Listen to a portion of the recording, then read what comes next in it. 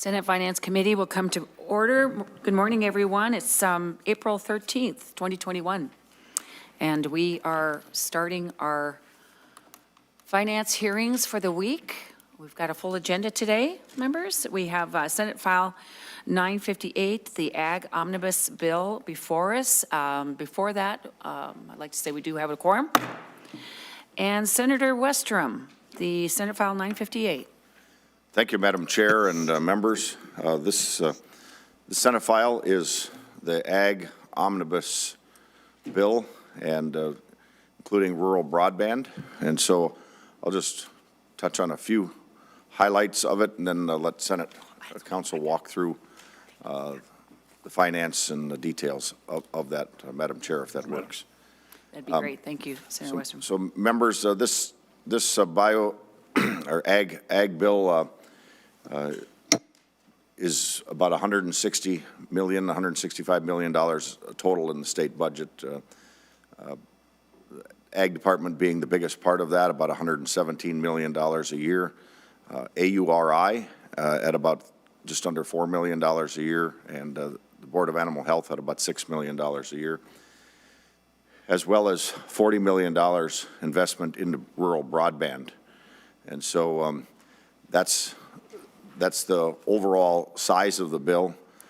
We've got some main focuses in this bill when you have made sure everything can balance out and the Department of Agriculture can continue offering the variety of services they do, ranging from agriculture inspections of elevators and seed across our state to food inspection in many places, meat inspections. And so we've also focused on the 3 Bs and an M, if you think of that, in the areas we focused on: biofuel infrastructure, biofuel incentives under the Agri account, as well as rural broadband. Those are the 3 Bs, and the M stands for meat processing. Meat processing is a big part of the food chain.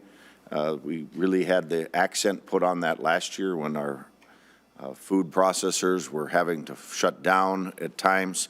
There wasn't enough local butchers to handle the product either. They have their challenges of finding enough meat cutters and being able to do enough of those small farm processing opportunities as well, and selling that local meat in our local butcher stores across the state, many of them in rural Minnesota.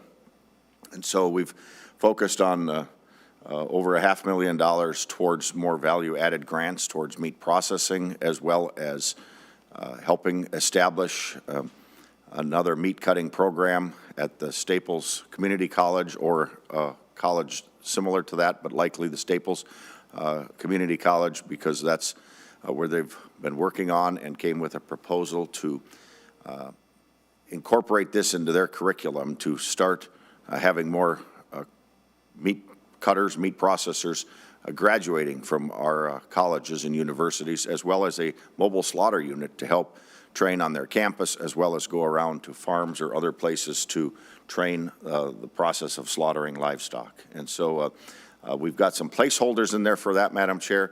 Some of the dollars we have, we know would not be enough, but there's, in discussion with Commissioner Peterson, there's anticipation of some of the federal funds that would be eligible and allowed for this use, and so that may be a key priority. That would be, we'd be in position to help advance Senator Rude's bill that came before our committee. So, Madam Chair, with that, why don't we let staff walk through the exact financial details and follow up with any further questions. Very good, Senator Westrom. Madam Chair. Yes, Senator Ingebrigtsen. Madam Chair, thank you. Senator Westrom, you have 2 different amendments. I do have an 820 amendment, Madam Chair. I think it'd be good to just get that on, and then it'd be in the way, the shape we intended it to be. Thank you, Senator Westrom. And members, just for information for our next 2 weeks of hearings, anything that that we have will be posted and emailed if it's been presented to us beforehand. This has been posted in email. You should have it. If there is a amendment that shows up, we'll give it enough time to make sure that it is posted for you and emailed. But right now, and the 820, Senator Westrom, is a technical amendment, is that correct? Or It is, Would you like to Madam have Chair. staff go through that? Yeah, I could, or I could just cover it probably quickly. But Oh, why that'd don't be we fine. let staff just touch on it? Okay. Just a couple Thank you. adjustments financially. Yes, thank you. Ms. Grunwald, could you please tell us what Madam the Chair and 820 is? members. Madam Chair and members, I'm Hannah Grunwald with Senate Council Research and Fiscal Analysis. Amendment A20 to Senate File 958 first decreases the appropriation to protection services and MDA by $8,000 per year, and that's on line 1.2 and 1.3 of the amendment. Lines 1.4 and 1.5 are administrative percentages for two different programs in the Department of Agriculture, and that's just replacing the percentages with actual dollar amounts. And then on lines 1.6 and 1.7, this increases the base for the Agri appropriation in MDA in the tails. And then I'll turn it over to Mr. Knopf to discuss the rest of the amendment, which is in Article 2 of the bill. Thank you. Welcome, Mr. Knopf. Madam Chair, thank you. Basically, starting on line 1.8, what the amendment does is deletes a section in the bill that was changing how the training was working. Senator Westrom would like to go back to the original program. So what this does is replaces it with basically it becomes a technical amendment because the training is it ties into the section right before it, section 9 of the bill, is changing how who's part of tier 1 and tier 2. It's under current law, it's 5,000 and less is tier 1, and then everything above that is tier 2. These are for cottage foods. And what the bill proposes is to put an inflation factor on that. So this becomes a fairly technical amendment to just allow for, it divides it between who needs to get pay for registration and who doesn't. And if you pay for registration, you have to take the training in paragraph A. If you don't pay for registration, you can do the online training at no cost in paragraph B. And so that just lines up with what's in the bill right now for registration. Thank you, Mr. Knopf. Are there any questions on the 820 amendment? Madam Chair? Senator Marty, do you have your hand up? I'm sorry, I don't see you. Yes, sir. Madam Chair, just real quickly, Senator Westrom, that change in the training for cottage food stuff is consent, that's what they've all agreed to? Is this agreement on this? Senator Westrom? Madam Chair and Senator Marty, our intention was to go back to tier 1, which is about 95% of the license of the participants in cottage food. The original bill was going to transition everybody into a position where they would have to pay for training. This goes back to the way it is currently today, where at least those in tier 1 don't have to. And so, yeah, the proponents and the parties are in agreement or interested in this.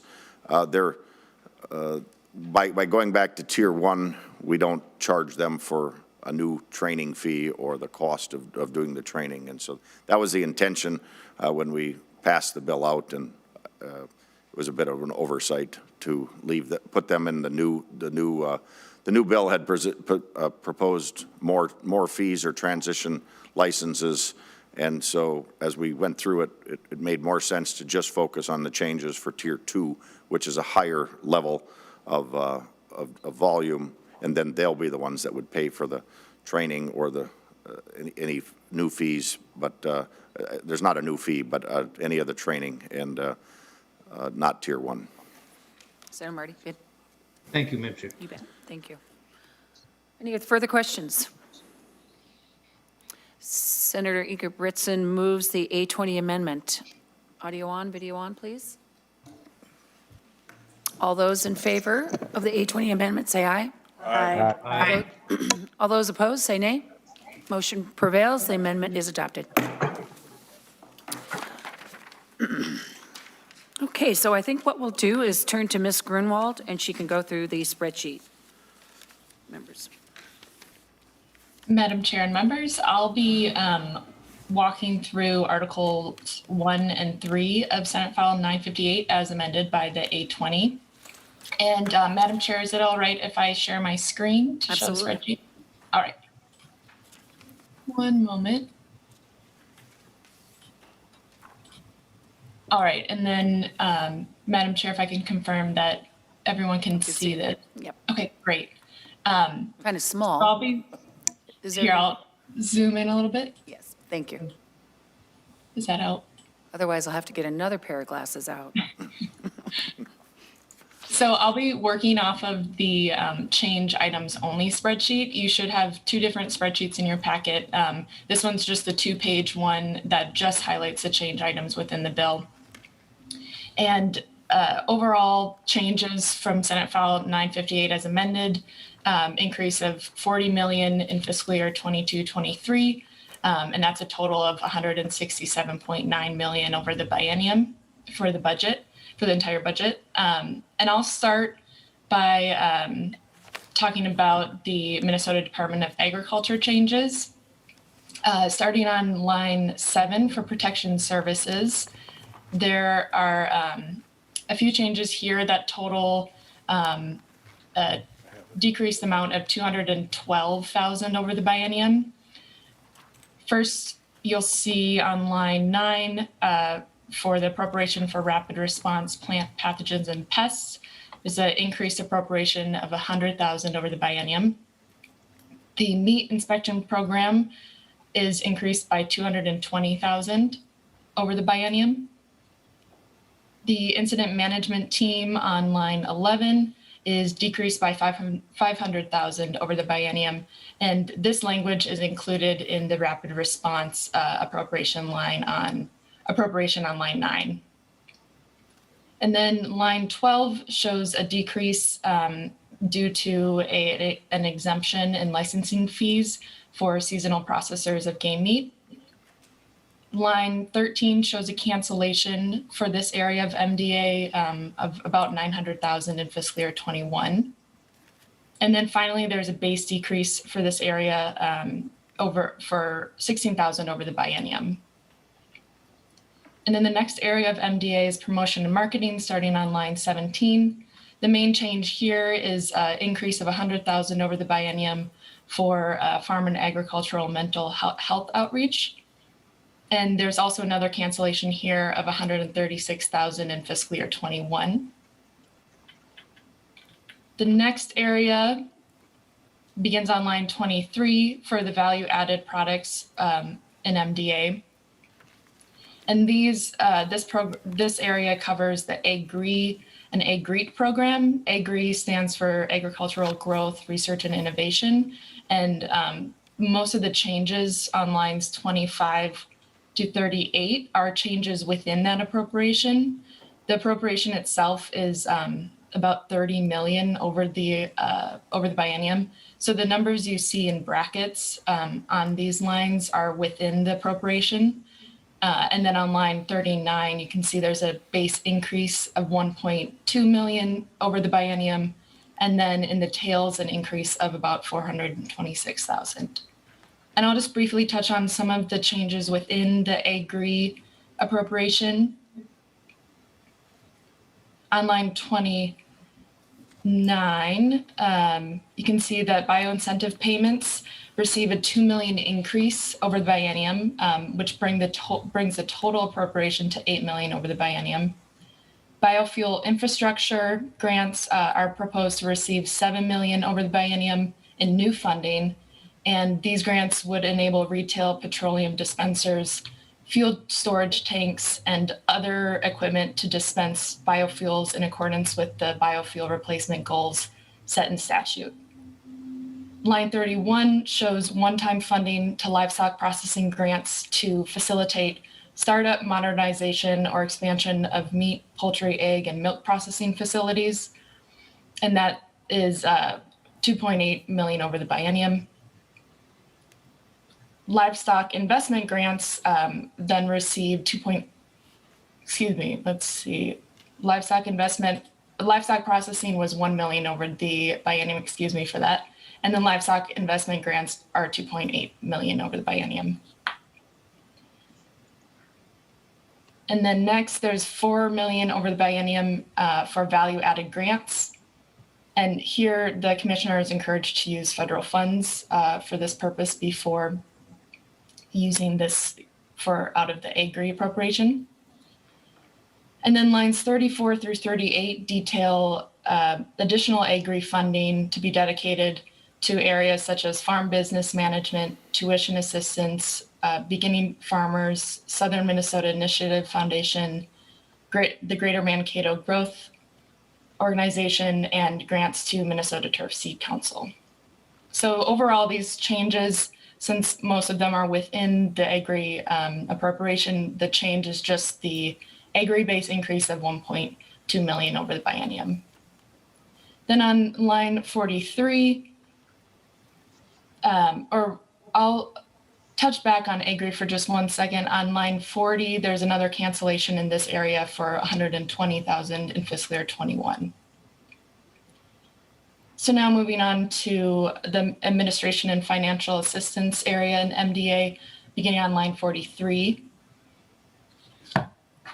First, the Northern Crops Institute appropriation increases by 100 million over the biennium, and that's one time. And then on line 46, you'll see that the Farm Advocates appropriation decreases by 500,000. Madam Chair. Yes, Senator Westrom. Hannah, I think you said 100 million. I think that's 100,000, isn't it? Yes, it's 100,000, and Farm Advocates. The is Northern Crop Institute. Exactly, on line 45. Yes. Yeah. I think you said 100 million in accident, so I just wanted to correct that. Thank you, Senator Westrom. That's absolutely correct. Northern Crops Institute on line 45 is an increase of 100,000 over the biennium. Thank you. And then for Farm Advocates in fiscal year 22, decreases by 50,000. And then beginning in fiscal year 23 has an ongoing increase of 10,000 per year. So I'll move to the next page. And Madam Chair, Senator Westrom. just to explain that, that nuance while we're on it, there was federal funds that we allocated last year in the amount of $50,000, and the department hadn't yet used them, and so our direction is to use that first, so we pick up that savings, the 50,000 that she referred to as the reduction. We pick that savings up by telling them to use that money now, and then ongoing we would give them the increase of $10,000 overall. But just so people understand that. Thank you. So, Madam Chair, on page 2, beginning on line 47, the Second Harvest Heartland appropriation is increased by 100,000 over the biennium, and that's an ongoing base increase as well. The Center for Rural Policy and Development receives a 300,000 appropriation over the biennium, also ongoing. Line 49 shows a decrease, the Healthy Eating Grants appropriation of 650,000 over the biennium. Line 50 shows a 200,000 one-time funding for farm safety grants and outreach. And then line 51 shows one-time funding of 200,000 in fiscal year 22 for Century Lakes College to build, design, and offer credentials in the area of meat cutting and butchery. And then line 52 shows a one-time appropriation of 25,000 in fiscal year 22 for meat cutting mobile unit. And then line 53 shows a cancellation of 158,000 in this area for fiscal year 21. And I'll just touch on quick the non-general fund changes within MDA on line 61 is just a federal match for the meat inspection program of $220,000 over the biennium, which matches the appropriation increase that we discussed on the previous page. So for overall general fund changes in MDA, there's a total of 1.3 million increase over the biennium. And then those cancellations that we touched on in each area in fiscal year 21 total 1.33 million. And as we'll discuss in a little bit, this will then be used in fiscal year 22 and carried forward. So beginning on line 66, the Board of Animal Health remains unchanged by this bill, receiving 11.75 million over the biennium.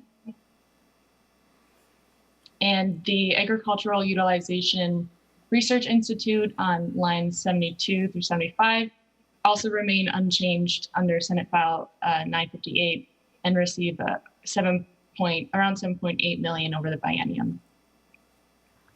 The Office of Broadband under DEED receives an increase of 40 million over the biennium for the border-to-border broadband grant program. And 10 million of this in fiscal year 22 is dedicated for unserved areas. And then lines 83 through 89 show the totals for the agricultural and rural development area. And with revenue adjustments taken into account, that includes the carry forward of the 1.33 million from fiscal year 21 to fiscal year 22. And then also the loss of revenue due to the exemption of licensing fees for seasonal processors of game meat of 16,000 per year. That results in a revenue adjustment of 1.31 million, which then brings the total of the agriculture and rural development change to 40 million for the fiscal year 22-23 biennium. And that brings the total base to 167.9 million. And that wraps up the changes in Articles 1 and Articles 3 of Senate File 958. So I can turn it over to Mr. Knopf to talk about Article 2 of the bill. Ms. Grunwald, I think we'll have some questions. Members, any questions?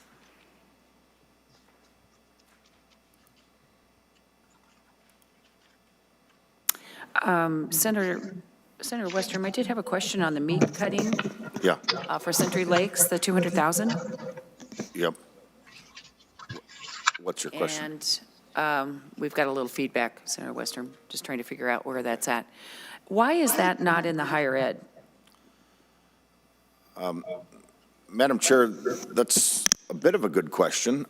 But it came to us by farm groups, advocate groups, Farmers Union, and Senator Root had carried the bill with the idea being we have funded meat cutting off and on a little bit in the past. We used to have an allocation of about $84,000 a year to a meat cutting program up in up by Duluth or northwest of Duluth. That had gone away, but so it's sort of a fit because of the agriculture and that, but it certainly is an ongoing expense that I would see in higher ed.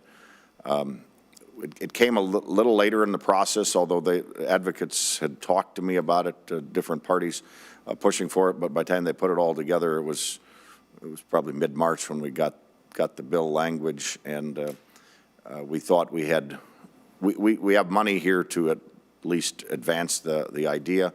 There's also thought that there may be federal funds that would actually help with the slaughter unit and maybe some of the startup costs one time, and that's what this is intended to be, is one-time startup. The college itself is going to have to, or MnSCU is going to have to fit this into their ongoing budget if they want to advance with it. So I don't know if that answers your question sufficient or not, but it is a discussion I should have and need to have with Senator Tomassoni But the bill, if we would have referred it out, it wouldn't have made deadlines, so. Okay. You're right, there is a desperate need for meat cutters. You can't find one. The whole animal butchery is there, you just can't find anybody. Right. I kind of look at this mobile unit and this training at Century Lakes as the welding program that we've been able to implement. So I would assume that mobile unit is the same as that concept. Is that correct? That's the idea, Madam Chair. It's going to be a benefit to that program at Staples, but also across the state. The mobile unit would be reserved and be able to go to, potential farm sites or small butcher shops to assist with the slaughtering part of it and training. And so that's the vision. Very good. Further questions on the fiscal part? Okay. Mr. Knopf, could you please briefly run through the language if you could? And I do want to concentrate on some of that language on the COVID relief of the CRF funds for the broadband. Mr. Knopf. Madam Chair and members, the Article 2 contains the policy language. Section 1 is a report on the wolf destruction of livestock that brought to us by Senator Johnson. The Section 2 is a good food access program. It eliminates the requirement that they apply for WIC to receive the money. Section 3 deals with sanitizers and disinfectants and eliminates the requirement that people applying them for hire become commercial pesticide applicators. Section 4 is the ACRA reimbursement. And that's what that does is it increases it to $600,000 per event from the $350,000 in current law. Both Section 3 and 4 were Senator Westrom bills. Section 5 is the cottage food pet treats. It provides now for cottage food processors, people in their home, allowing them to make pet treats. And then Section 6 and 11 deal with the seasonal processors of game meat. You saw that in the spreadsheet. This would allow people to process game meat for up to 90 days each year, it's kind of those garage game meat processors without getting a license as a commercial food processor. Sections 7 to 10 are cottage foods. As you know, the Section 10 was changed, so that's really more of a technical. But the big thing is, in these sections, they allow cottage food processors to list a registration number instead of their home address, provides pH level for water activity, increases gross receipts to $78,000 a year from $18,000 a year to be able to sell food under this. It puts an inflationary factor applied to the gross receipts limitation every 5 years, beginning in 2027, decreases the registration fee to $25 from $50, and provides for an inflationary factor to the license fee for up to $5,000 per year in gross receipts. And then, Madam Chair and members, sections 11 both of the cottage food provisions were brought to us by Senator Matthews. I should mention that. And Senator Westrom had the seasonal processors. And then in sections 12, 13, and 19, this deals with cervidae and chronic wasting disease. What it does is it says that the board can't make an endemic area where disease has not been found on the farm. So if it's been found in the wild, they can't kind of drop a pin and extend an area out as an endemic area unless it's been found on the farm. The other change to that is it provides for the depopulation after federal indemnification is completed. Under current law, it was after the analysis was done before they would need to depopulate. The bioeconomy, these are some changes offered by the department dealing with corn kernel fiber and biogas, basically saying you don't need to have a source plan for that. And then feedlots manure application, this was brought to us by Senator Weber, as was the CWD bill.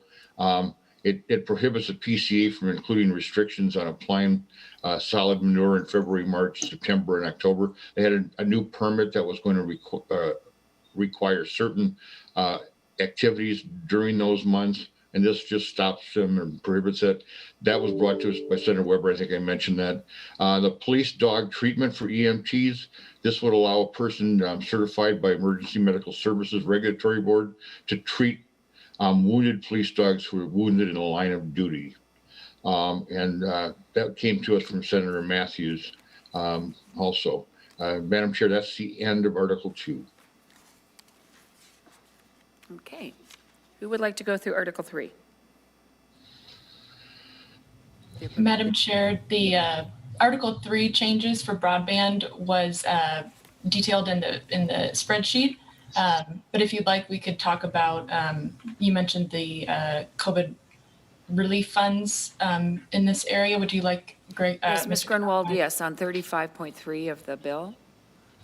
Could you just explain that paragraph C? Yes, Madam Chair. On paragraph C, this directs the commissioner to first use federal COVID-19 related relief funds of up to 30 million in the first year and then up to 50 million in the second year if federal funds are available for broadband before using state appropriated money under this paragraph, which was 30 million in fiscal year 22 and 10 million in fiscal year 23 of state money. And the use of COVID-19 related relief funds does not include the coronavirus state and local fiscal recovery funds under subtitle M of Public Law 117-2 to satisfy these using COVID funds. And Senator Westrom. Madam Chair, I can dive into that a little bit deeper. You tell me how much more detail you want. Our bill, as we rolled it out, had prioritized the use of federal funds first if they're available. Senator Murphy had an amendment to put more dollars into the rural broadband, and as we worked through it, we enhanced the language to basically make a stronger prioritization of using federal funds first if they're available to have more resources into rural broadband in addition to the $40 million target.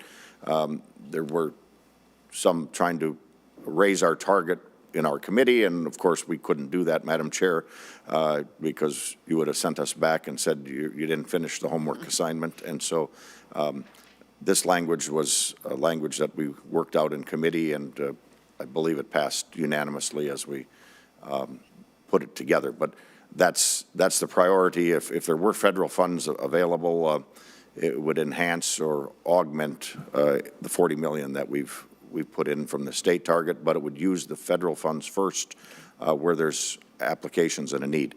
If I can just also talk about one more nuance of the allocation, what we did with the $40 million, the governor's proposal puts all of his money in the first year. We have put $30 million in the first year and $10 million in the second year. There's a big, it's a helpful aspect for the department as they're flowing out grants to probably have a little more of a steady feed as opposed to a big amount and then nothing. And so as you've got contractors, as you've got parties doing this, it's all kind of the supply chain or the process that they have to go through so they can plan for it better.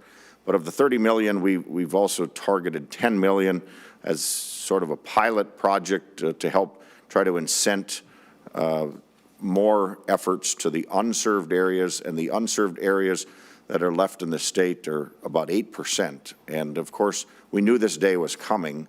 The reason some of those are still unserved is they are the toughest to serve.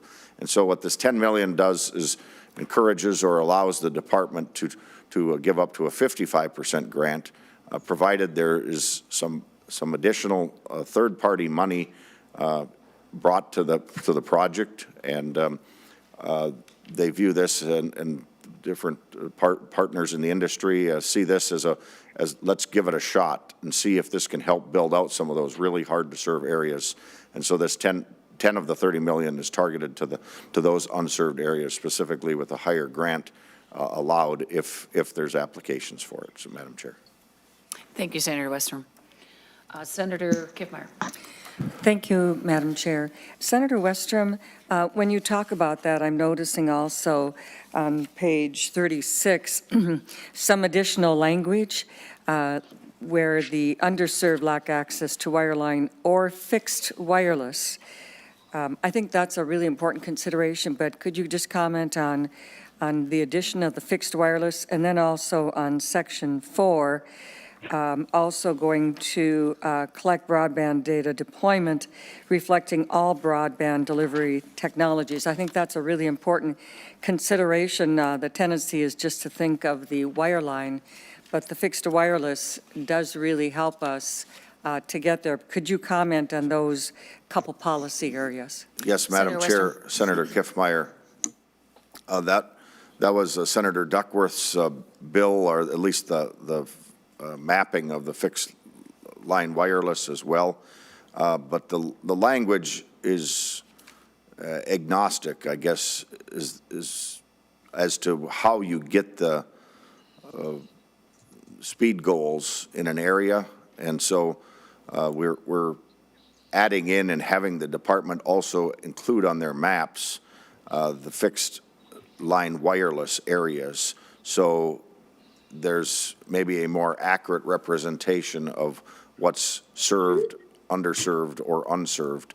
And as long as they can meet the goals, it can't be they meet the goals 90% of the time.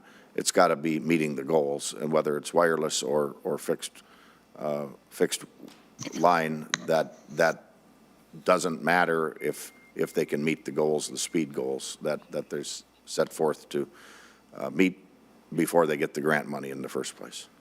Does that help answer your question? Senator Kiffmeyer. Yes, thank you, Senator Westrom, that does.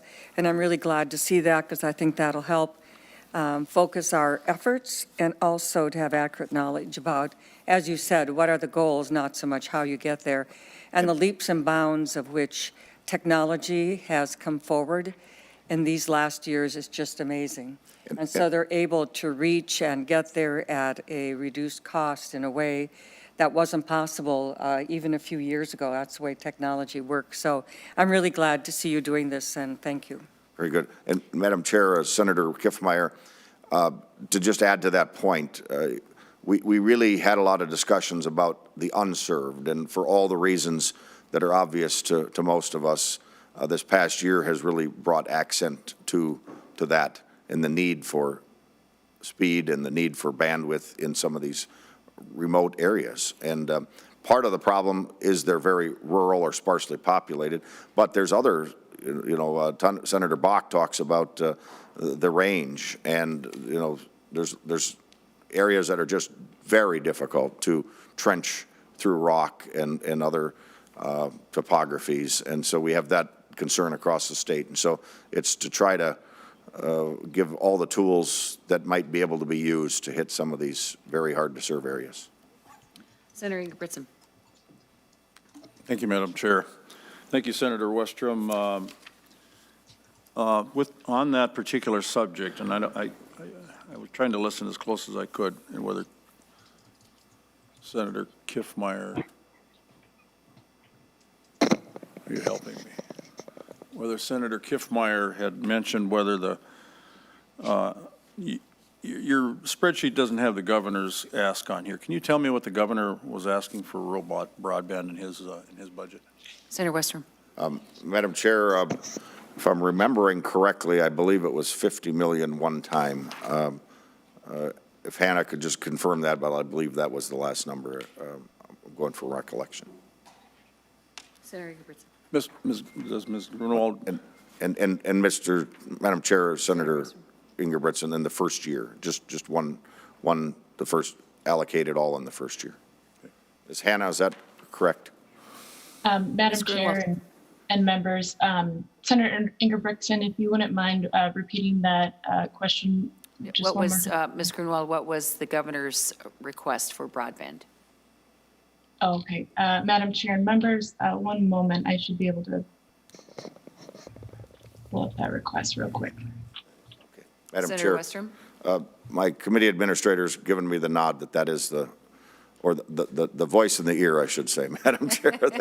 That 50 million is the correct number. 50 million the first year. One-time first year, just. Okay. Senator Ingebrigtsen? thank you for that. And second question, or not much of a question as much as a comment with regards to the sections 6 and 11, the wild game processing. Thank you so much for you've got money in here for rapid response. Well, this was a rapid response as well. You and I had met with many people out there that talked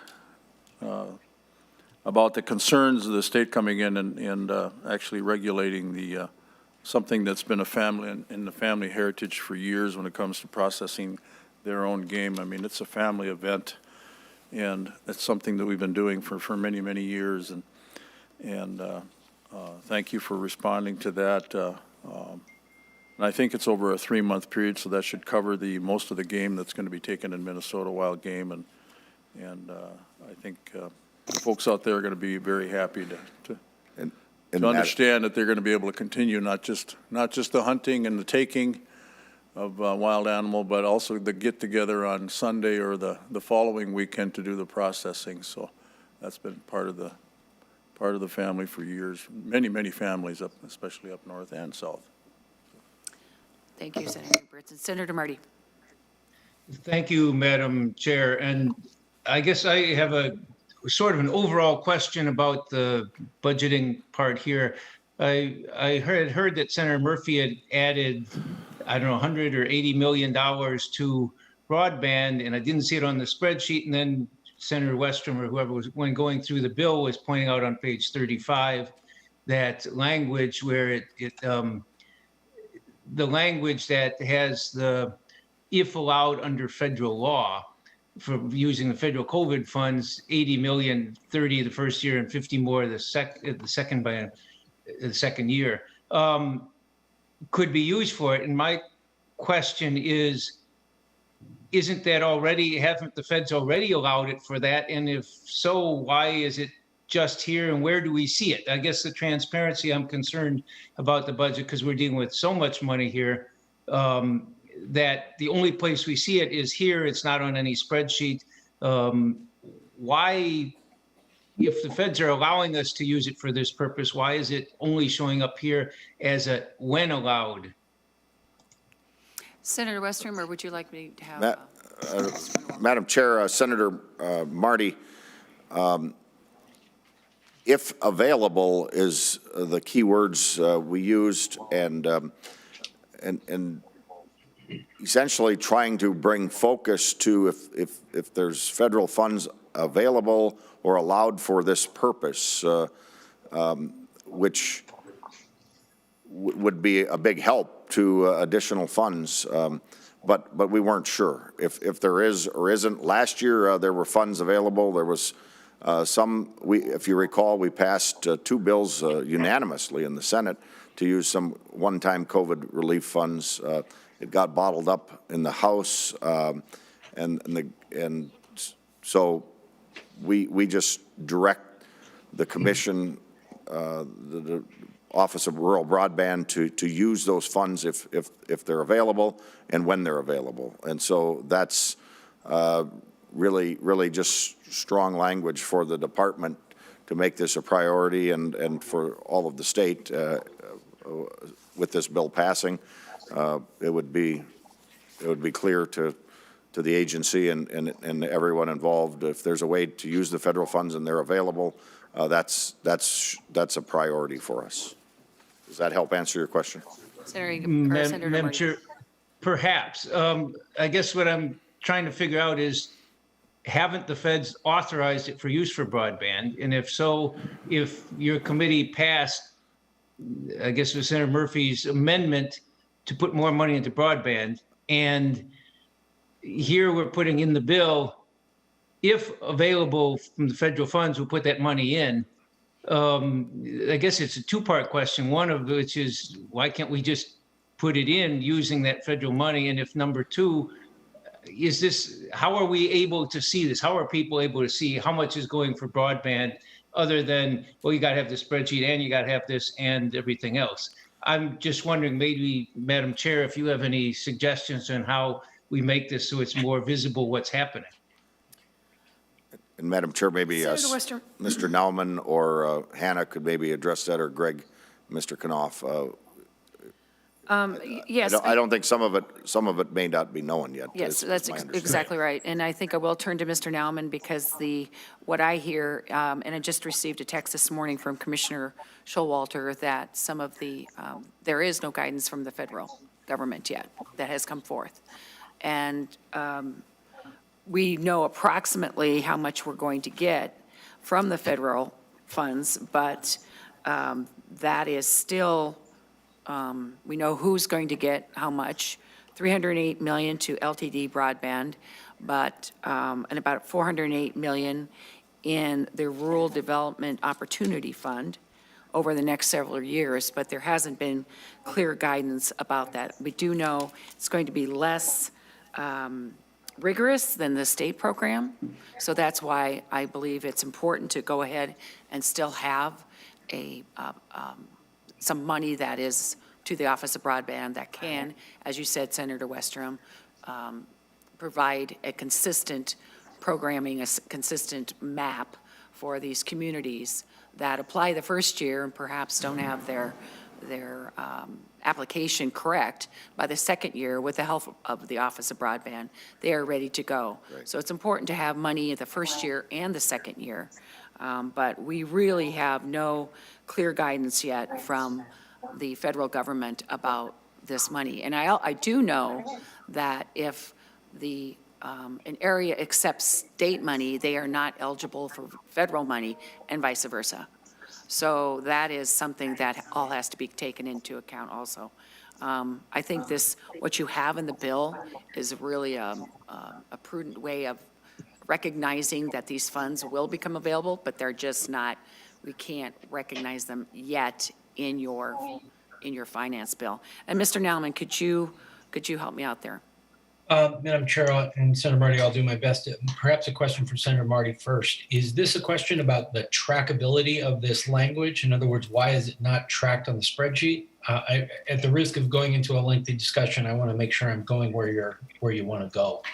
Madam Chair, thank you, Mr. Nauman, for the question. Yes, it's partly about the trackability, and isn't there a better way we can be more transparent, whether it's a separate section on spreadsheet saying federal money and where it is, what we know about what we're intending it to go for. Because again, that 80 million on page 35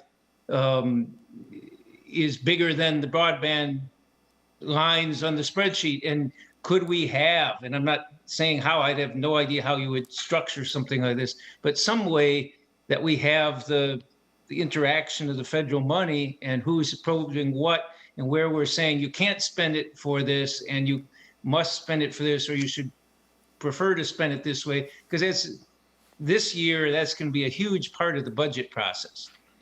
Madam Chair, Senator Marty, I think the way I would think about this, first we should set the table a little bit. Under Chapter 4.07, there is authority to appropriate federal funds. That's in statute. And my suspicion is that in most cases, although I can't be definitive because there are exceptions, broadband, if it were available as part of the American Rescue Plan, would be appropriated under that language. So as a result, that appropriation authority already exists. And I think the language that you have in front of you is a little bit of a belt and suspenders approach to offer the commissioner some guidance to use. If it's an eligible use, it may not be the only eligible use for a particular component of the federal funds. So I think what this language is doing is expressing the legislature's preference that the commissioner lean first on this use if there is a menu of uses. I don't think the language needs to be tracked as a direct change compared to the forecast because it is already appropriated. I think one could make the argument that perhaps we should add a footnote to the tracking that says there is in fact this language that expresses that preference. And I think that's a reasonable approach that we could consider adding at the bottom of the spreadsheet. Madam Chair? Senator Westrom, what do you think about that? Well, Madam Chair, as far as the footnote, I think that would be fine as well. I don't think there's any problem with that, but. Mr. Nauman, could you please proceed with that? Senator Marty. Yeah, Madam Chair, I was just going to say that I think the footnote thing may be the type of thing I was looking for. In other words, trying to make it more trackable so people can see what's happening.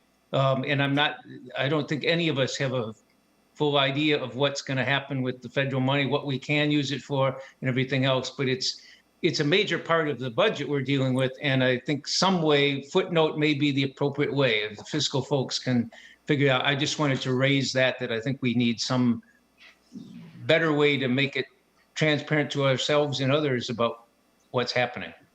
Madam Chair. Thank you, Senator Marty. Senator Nauman. Madam Chair, Senator Marty, I think I'll work with Ms. Grunwald so that when this bill lands on the floor, if it gets that far, we will make sure that there's a footnote on the spreadsheet so that it's identifiable. Thank you. Senator Marty, that's good for the floor? You good? Senator Westrom, are you good with the Yeah. amendment on the floor? Yeah. Okay. On the floor? Yes, on the floor. I think they need a little I guess I missed that time. discussion. Oh, is it too hard to get it today? Yes, I think I'd it's too prefer hard it today, but whatever. Either way is fine. Madam Chair, Mr. Nauman. Senator- to be clear, I don't think we were talking necessarily about an amendment. I think that's the language that was just used. Instead, it would be just a reference on the bottom of the spreadsheet in future iterations that says okay. effectively $80 million of federal funds is prioritized for broadband if the money is available. Something along those lines. We can be a little bit more elegant with the language with a little time to think about Okay, it. so Madam Chair, Senator. my understanding from Mr. Nauman, they would revise the spreadsheet. Basically, it's a way they would draft it differently per Senator Marty's inquiry and request, and Yes. it would just be on the floor that way instead. Yep. Senator Marty, is that okay with you? Senator Marty? Madam Chair, trying to unmute. Yes, that's what I was looking for. Yep, Just more okay. transparency, not a change, just so we can see it better. Very good. And that perhaps that's something that we'll have to be aware of all the other spreadsheets going forward too. So with that, we also have Commissioner Peterson available for.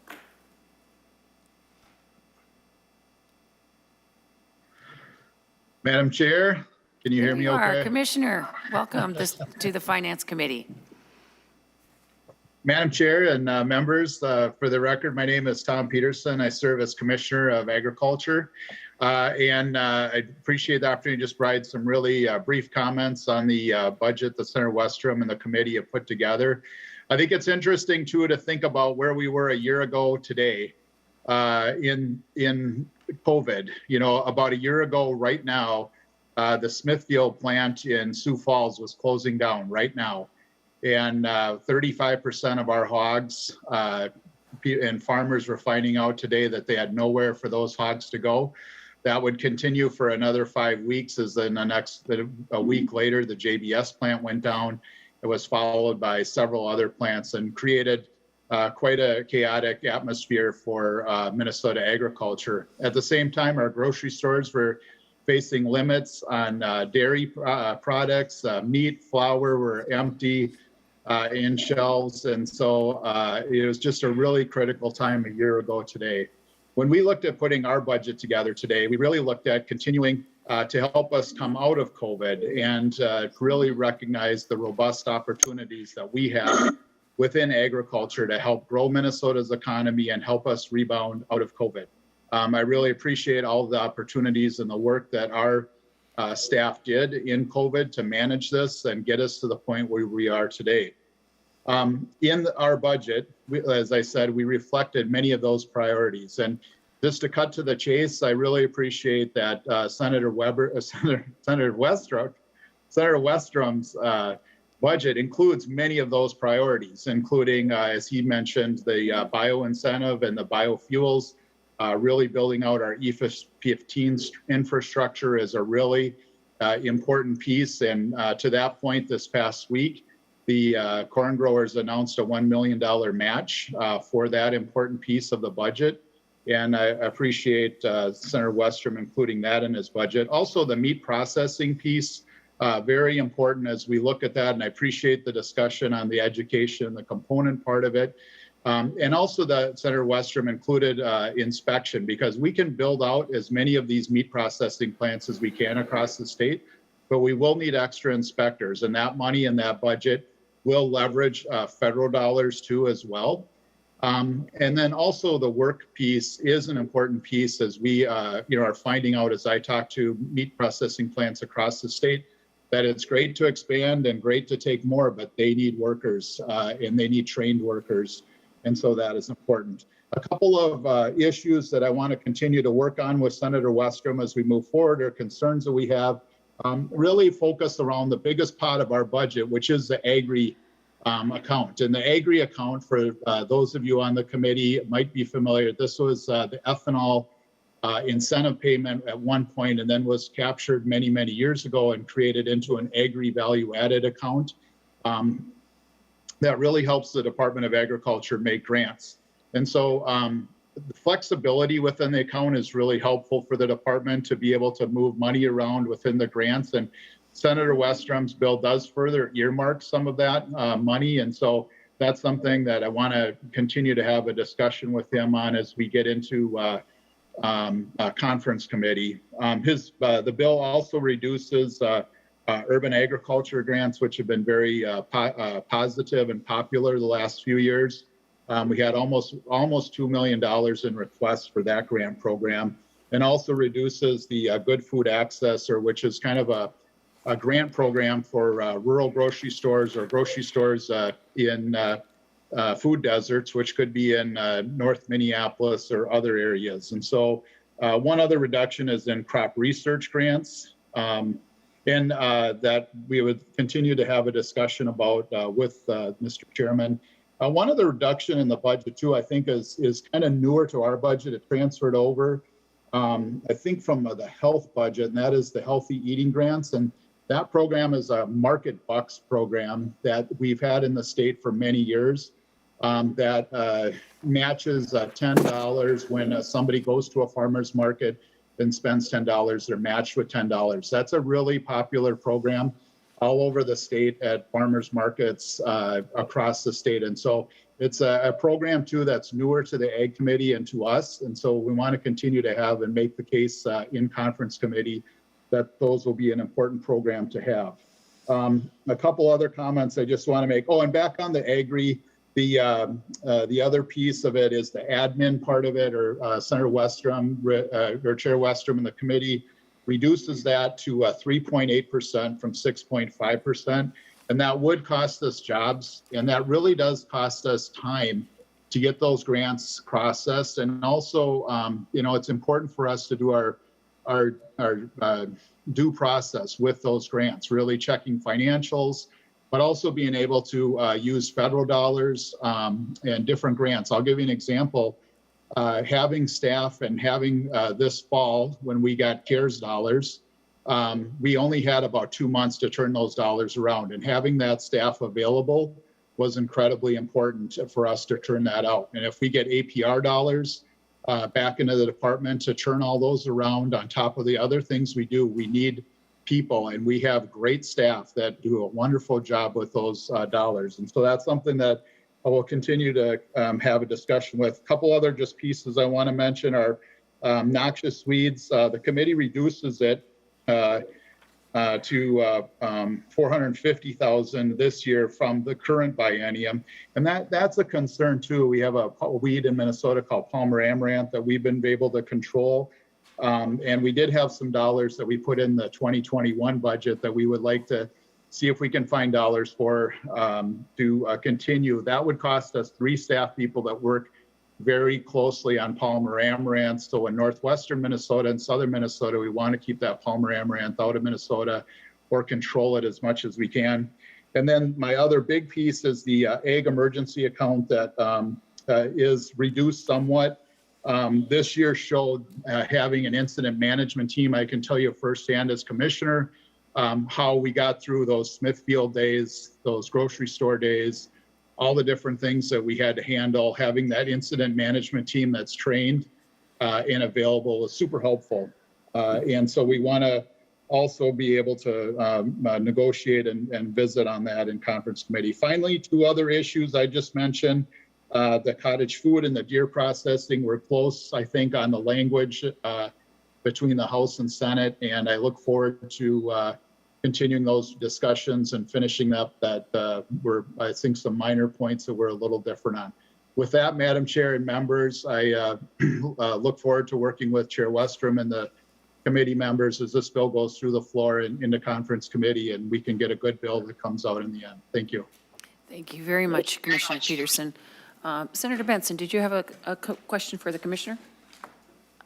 Yes, Madam Chair and Commissioner, it is good to see you again. Following up on, and first of all, I appreciate your response as we went through all the processing plant shutdowns and your connection with rural Minnesota and the understanding that we need more capacity for processing, particularly last spring, we learned really directly how much we're dependent on our efficient food processing systems. Sort of related to that, and I apologize if I've lost track of it, there was an LAC request that carried over $2 million for carcass disposal in federal funds, and I'm wondering where that ended up, because the last LAC I remember seeing left $2 million that would cancel after the end of the biennium. And I don't know if that in all of the end of the year reconciliations at M&B ever got reabsorbed. Commissioner Peterson or perhaps Mr. Nauman?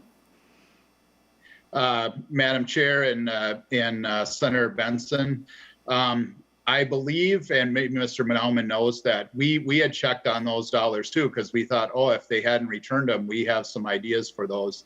I believe those were returned to MMB, and that was part of a whole deal that, you know, we originally had gotten $11 million. We used $2 million. We had given back in kind of roughly, these are kind of rough numbers, back $9 million in different pots. We kind of release it back.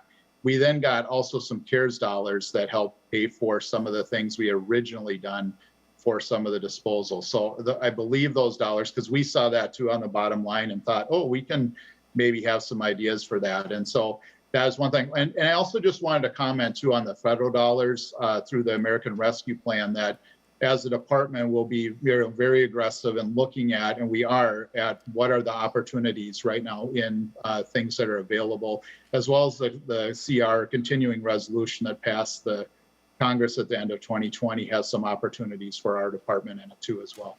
Thank you. Senator Benson? Nothing further, Madam Chair. I just didn't know where, if there's an extra $2 million in ag, that's a really big deal. And so I just wanted to be clear that it had been returned to MMB. Thank you. And Commissioner, I was going to ask that question. You brought it up, though, the federal funds, the ARP. What are those earmarked for in agriculture? Madam Chair and members, yeah, again, we're still looking at, you know, what is available to the state. There, you know, again, for our level, there's no rules written, you know, and so we're looking at, there may be direct money for meat processing. There may be relief for biofuel producers at the federal level, but not infrastructure dollars. And so that's what we're trying to negotiate. But then we're looking as an agency, what would we ask for on behalf of our stakeholders and what we see as the need. So meat processing obviously is one that we feel is something that we could look at So as we go into the negotiations here at the end, we can make a case, I think, for some of those dollars. And the ag dollars are important, but they're small, but we would like to see an ag package in that. I also mentioned this continuing resolution that passed Congress at the end of 2020, because, for example, that has a $500,000 block grant to state departments of agriculture for stress. And so some of the things, for example, that are in Senator Westrum's bill, we may be able to fund with those dollars. But again, we're waiting for rules. So it's going to be a, kind of threading a needle here as we're to the end. And we're watching very carefully. Very, very good. Any further questions for Commissioner Peterson? Well, Commissioner, I would like to personally thank you too for all your work. You along with the Department of Health have been incredible through this year that we have all been affected by, and especially agriculture. I mean, you could probably you have told me some fascinating stories, and it's amazing how when agriculture is affected, how it affects the entire state and the entire state's budget. And I know you've been very active in the area of mental health for our ag community too, and I want to thank you so very much for that too. So please. Thank you, Madam Chair. Excuse me. Thank you, Commissioner. You bet. And call anytime. Usually he calls me around 6:30 in the morning, remember, so he's the hardest working commissioner out there. We do have Commissioner Grove that would like to just say a few comments too. Welcome, Commissioner Grove. Madam Chair, members of the committee, thank you for allowing me to just share a couple of quick thoughts on broadband. My name is Steve Grove, the Commissioner of the Department of Employment and Economic Development, and really just wanted to thank you for including broadband in this omnibus bill.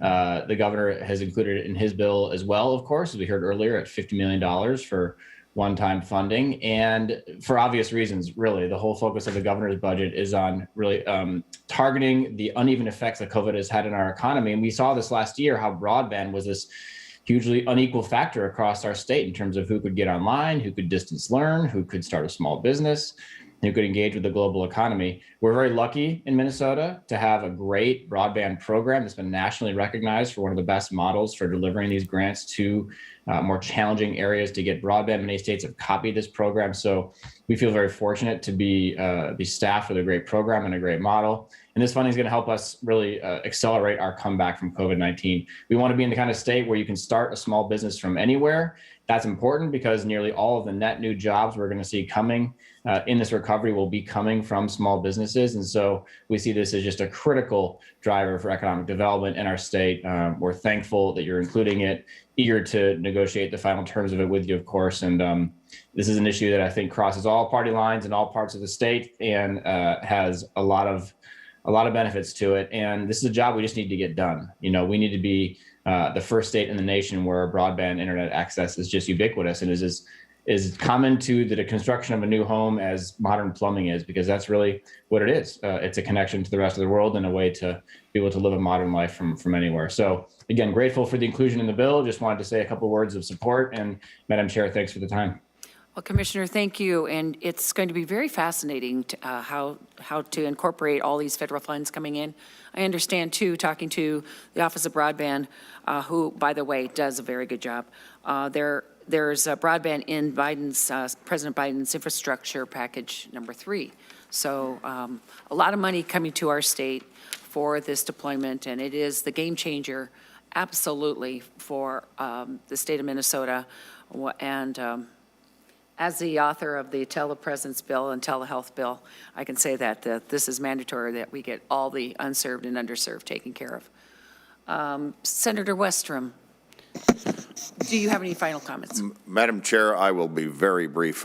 Thank you. We've spent a lot of time, but we've hit the highlights. Bio-infrastructure, biofuels, meat processing, rural broadband, and this bill covers all of them as we've had a robust discussion on it. So, Madam Chair, I look forward to moving ahead. There are also some other aspects in here. The Commissioner touched on them, the mental health, the farm advocates. Those are also some key pieces to the stresses that go on for our farmers across our state. And we've also funded them in this bill as well. So I'd urge your support, and thank you for your time. Thank you very much, Senator Westrom. This is a very good, very important bill, too. Senator Ingebrigtsen. Madam Chair, I move Senate File 958 as amended to be passed and be referred to general orders. Okay, members, audio on, video on, please.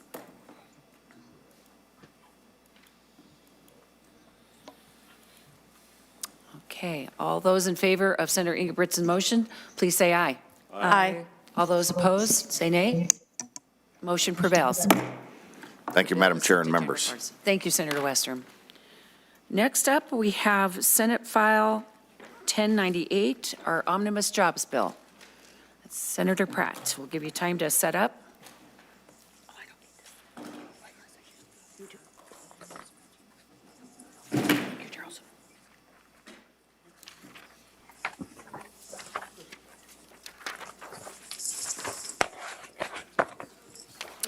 And members, we have two posted and emailed amendments, the A17 and A18.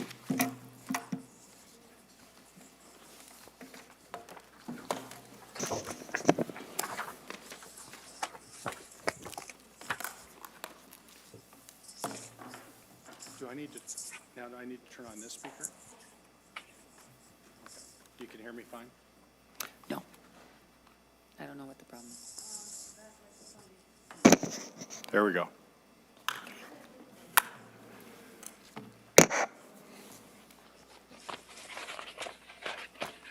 Well, thank you. Thank you, Madam Pratt. Chair and members.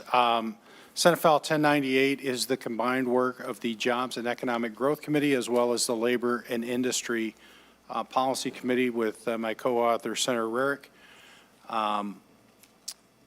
What we've tried to do, Madam Chair, is put together a bill that really focuses on recovery from the recession caused by the pandemic. And I would just ask that Mr. Mumm and Ms. Doyle-Fontaine walk us through the spreadsheet and the bill. Thank you. And I would like to give Senator Rarick a chance to welcome the committee too. Or any comments, Senator Rarick? Thank you, Madam Chair. Oh, Set up. There you go. Thank you, Madam Chair. I appreciate the time here in committee, and as we go through the bill with our staff, I appreciate Senator Pratt including me in this work, and look forward to presenting our bill today. Thank you very much. With that, I think we'll turn to Mr. Mumm, and he'll go through the spreadsheet. Good morning, Mr. Mumm. Morning, Madam Chair. I will share my screen now so everyone can see the spreadsheet. Should be visible now. Let me know if it's not. Pretty Just tiny, a Mr. quick Mumm. Mr. Mumm, can you make it bigger? I certainly can, yes. Yeah. That should be a little more legible. Just to quickly orient everyone to the spreadsheet here, the columns that have a red shaded header represent the Senate budget, and it's shown in comparison to the governor's budget proposal and the base forecast amounts. As we're going down through the lines, the rows that are shaded in red are change items for the Senate budget. Governor's changes are shaded in purple, and change items in both the governor and Senate positions are shaded blue. This might not be evident if you're working from a black and white copy, so I will also list the line number when I'm pointing out the changes. So the first section of the spreadsheet deals with the Department of Employment and Economic Development. And the first big change item is on line 5, and this is a $100 million appropriation in fiscal year 22 only for a small business loan guarantee program. Ms. Carlin will walk through the details of the provisions of that program during her portion, but the funding amount is $100 million from the general fund one time in fiscal year 22. On line 11 is a $200,000 one-time grant to the Little Acres Child Care Center. And that's from the general fund as well. On line 27 is a $3 million appropriation through the Minnesota Initiative Foundations for grants to childcare facilities throughout the state. This is an item that was funded in the previous biennium at a lower amount on a one-time basis, and it's funded here as a one-time appropriation as well. On line 29 is a reduction of $2.278 million for the biennium to the Minnesota Investment Fund. That compares to a governor's recommendation to decrease that amount by $10.24 million. Both the Senate and governor's budgets increase it back to previous biennium levels in fiscal 24 and 25. On line 30, this is not a net increase or a trackable amount, but in the 2019 budget, there was a $2 million earmark within the Minnesota Investment Fund appropriation for the Verso paper mill in Duluth. There are some modifications being made to that rider, and among them is an increase in the carved out amount to $3 million, but the overall appropriation is not being changed. On line 33 is a $1 million appropriation for the airport infrastructure renewal program, also one time in fiscal year 22. And down at the bottom here, there are two changes that are appropriations from the Workforce Development Fund. And one is a grant to the Neighborhood Development Center of $1.5 million for the biennium. And the other is a $500,000 appropriation to Youth Prize from the Workforce Development Fund. Moving on to the next page, the changes to the Senate budget start on line 71, and lines 71 through 100 are all appropriations from the Workforce Development Fund. They are all one-time appropriations in fiscal year 22 and 23. And they are on line 71, $1 million for the Father Project. On line 72, $600,000 for the International Institute. On line 73, $1.5 million for the Boys and Girls Club. On line 74, the Minnesota Grocers Association Cart to Careers program at $300,000. On line 75, the Hospitality Minnesota Pro Start grant at $250,000, and on line 76, $500,000 for the American Indian Communities OIC. 79 is a $750,000 grant to the Construction Careers Foundation. On line 80 is a $500,000 grant to Clues. On line 81 is a $1.4 million grant to Twin Cities Rise. And on line 83 is a $1.75 million appropriation to the Minnesota High Tech SciTech program. Also, it was previously known as the Sci-Sphere or something slightly different. On line 87 is a $600,000 appropriation for Bridges to Healthcare. And on line 88 is an $800,000 appropriation to Avivo, formerly known as Resources, Inc. On line 90 is a $600,000 appropriation for the Hmong American Partnership. On line 91 is a $250,000 appropriation for the Hmong Chamber of Commerce.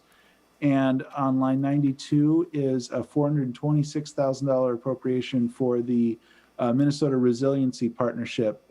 This is run through DEED, and it was previously known as the Displaced Homemaker Program. And on line 93 is a $2 million appropriation for the Summit Academy OIC.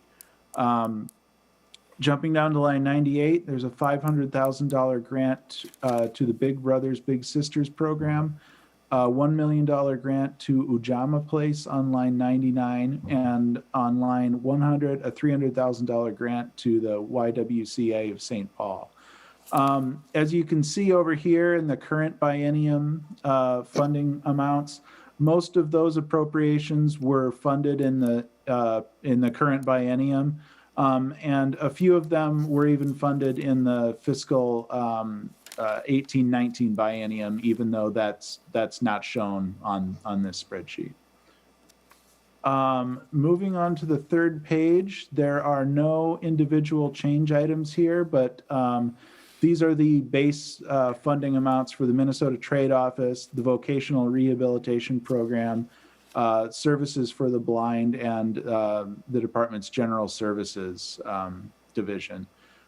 These are the totals down beginning on line 165 for the Department of Employment and Economic Development. So you can see for the Senate's position, there's a net general fund change of $101,922,000.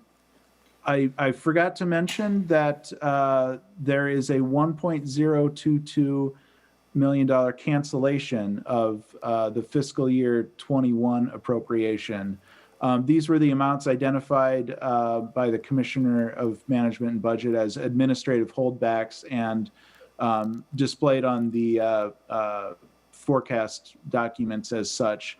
The Senate budget cancels those amounts and carries forward the cancellation as a revenue in fiscal year 22 to offset some of the new spending. There will be similar cancellations for the Department of Labor and Industry and the Bureau of Mediation Services when I get to that portion of the spreadsheet. Beginning on page 4 is the Department of Labor and Industry. There are two changes being made in the Senate budget. The first is on line 193. This is just a previous appropriation from the Workers' Compensation Fund for the department's campus system. It's an IT system that they utilize. And they requested in the governor's budget to make that appropriation available through fiscal year 23.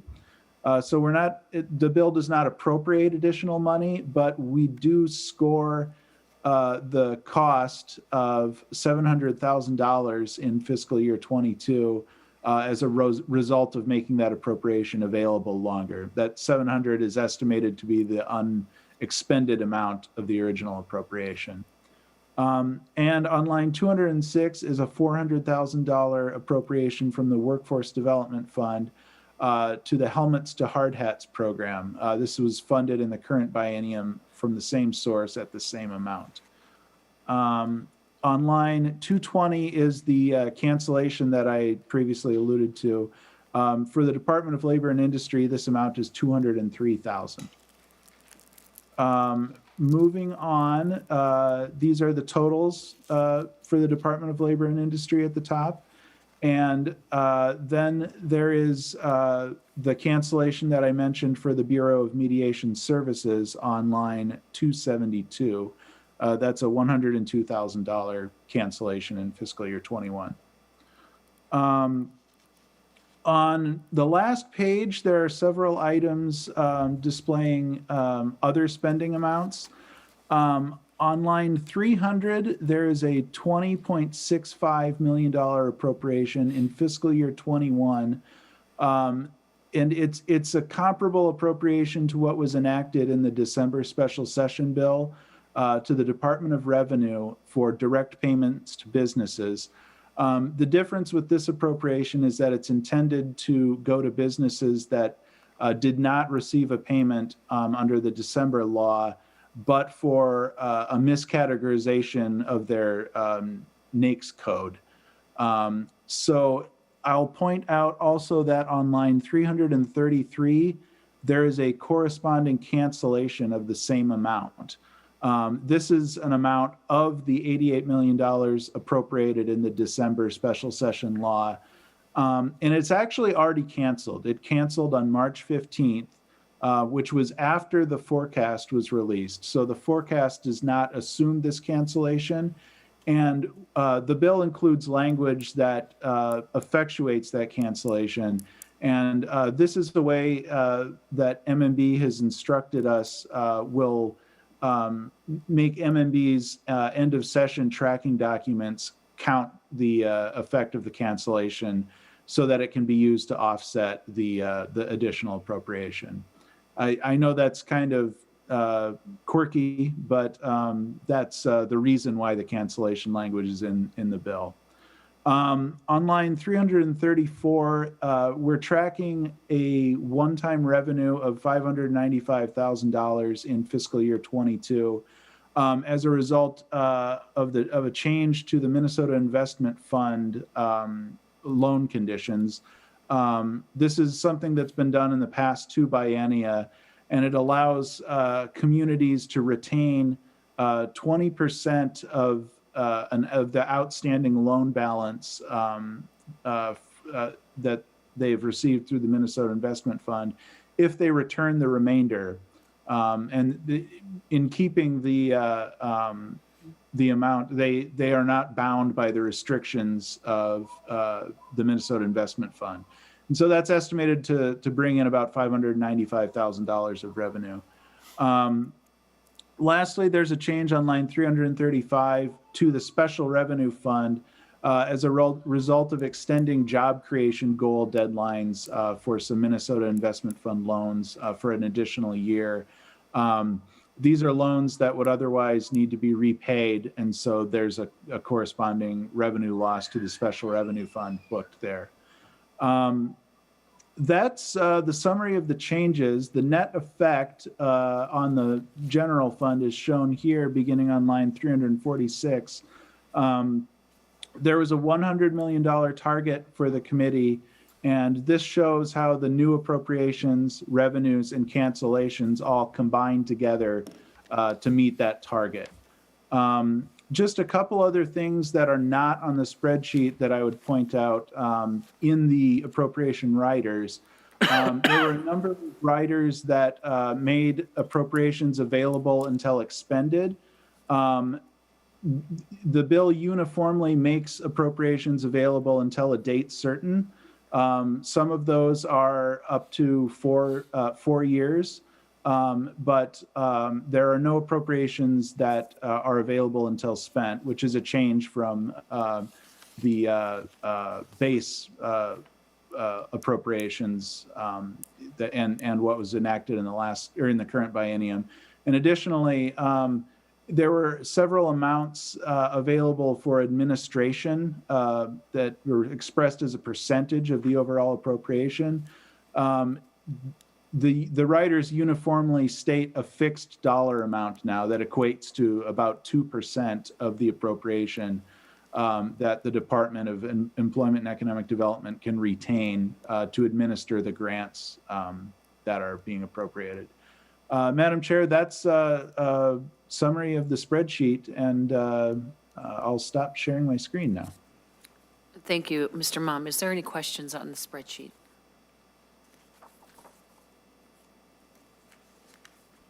Okay, then we will turn to Ms. Fontaine. If you could run through the bill, please, briefly. Welcome. Yes, good morning, Madam Chair and members. I'm Carlin Doyle Fontaine, Senate Counsel for the Jobs Committee. And the policy or the language provisions start with Article 2. That starts on page 25 if you're looking at the actual bill language. Article 2 is the labor and industry, and these are all policy provisions. So I'm going to concentrate on those sections that have a fiscal impact. So the Article 2, like I mentioned, those all came from Senator Rarick's committee and are policy provisions on a number of topics. Several sections came from the Department of Labor and Industry's policy bill. There's some wage theft reform and clarifications in there as well. Some changes to nursing mothers and pregnancy accommodations, and some other state building code changes. If you have further questions on that article, just let me know. Article 3 does have several provisions that have fiscal implications. We have, starting with Section 6, this amends session law from 2017, and this allows, I believe it's a $700,000 appropriation to be used for wastewater infrastructure in Rosemount, kind of a repurposing of those funds that Mr. Mumm mentioned. Section 7 This, Mr. Mum also mentioned this would allow up to $3 million for the loan to the Duluth Paper Mill project and make some other clarifications to that project in the rider language from 2019. Section 8 extends the availability of an appropriation for workers' compensation system upgrades until June 30th of 2023. That's the campus system.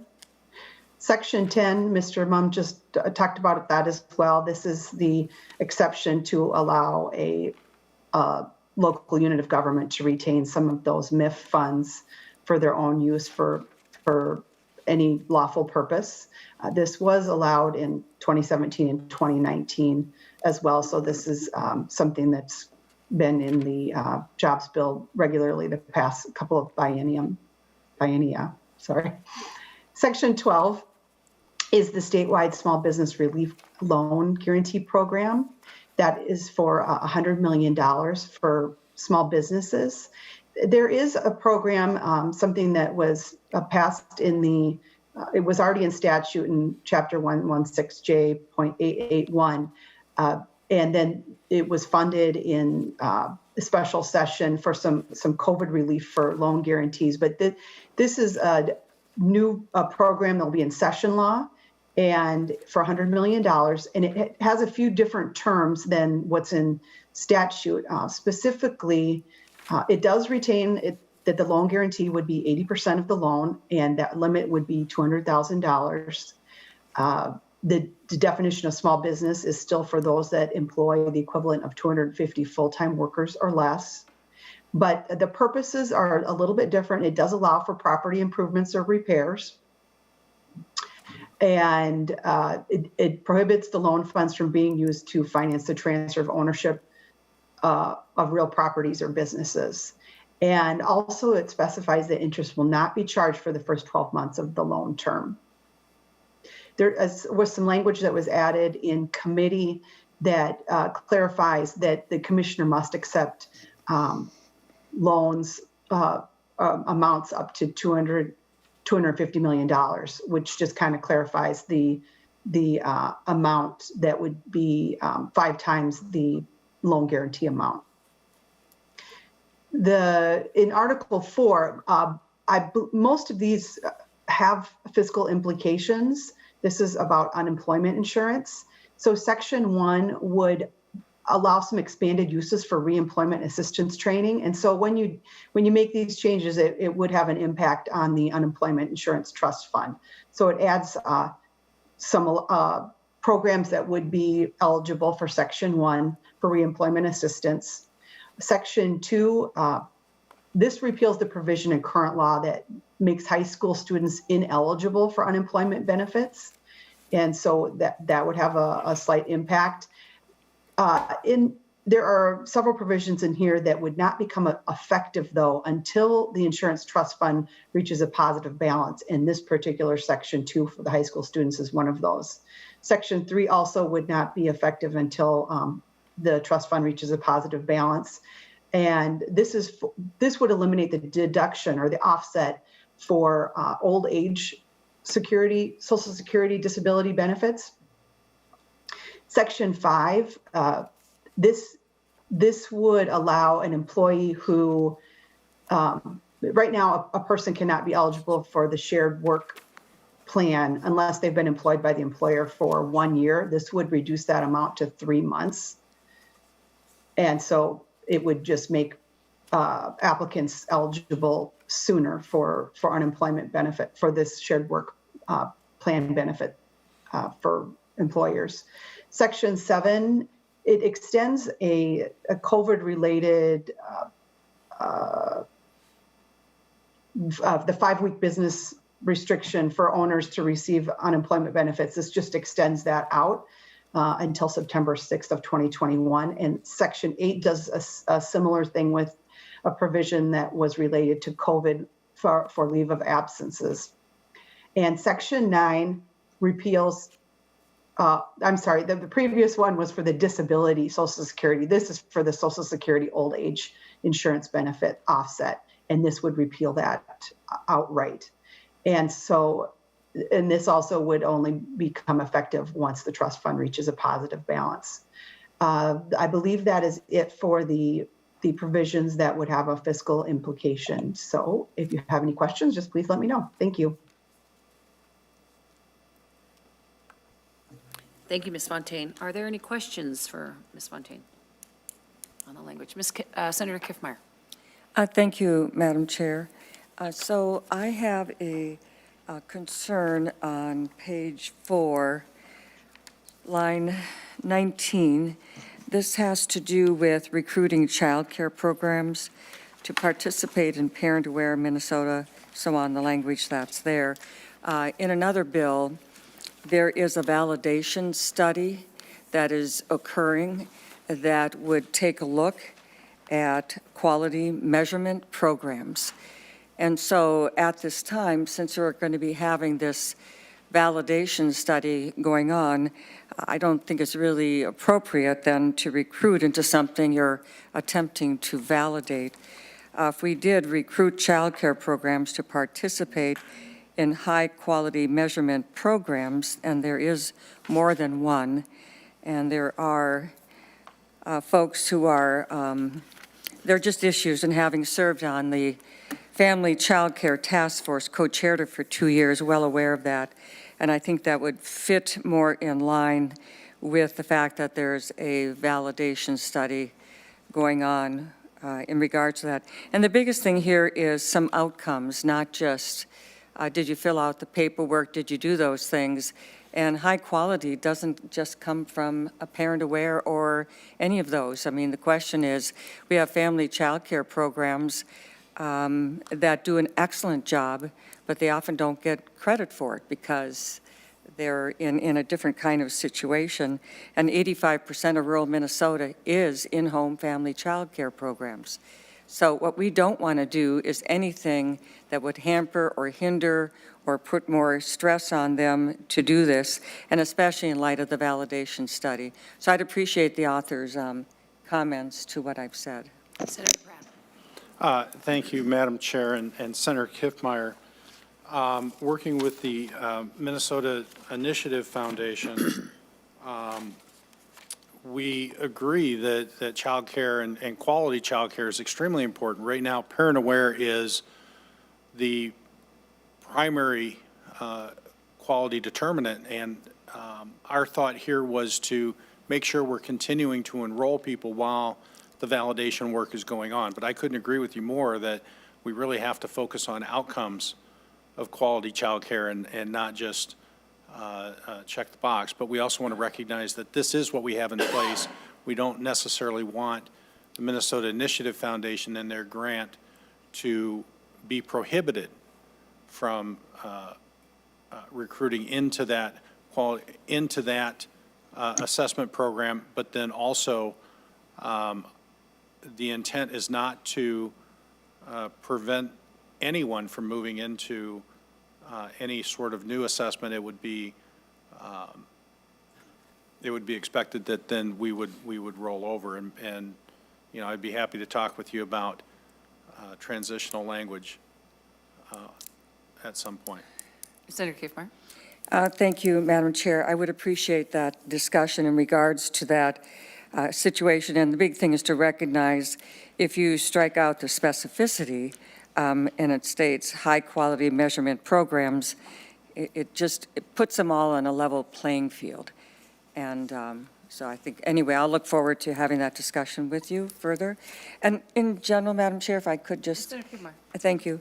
One of the things in general that I have seen often is I've seen and read through many of these grants, loan programs and grants, and they have stated goals. But almost, I don't recall seeing too much here about results. So they want to do things like student tutoring, testing, support services. How many students did they help?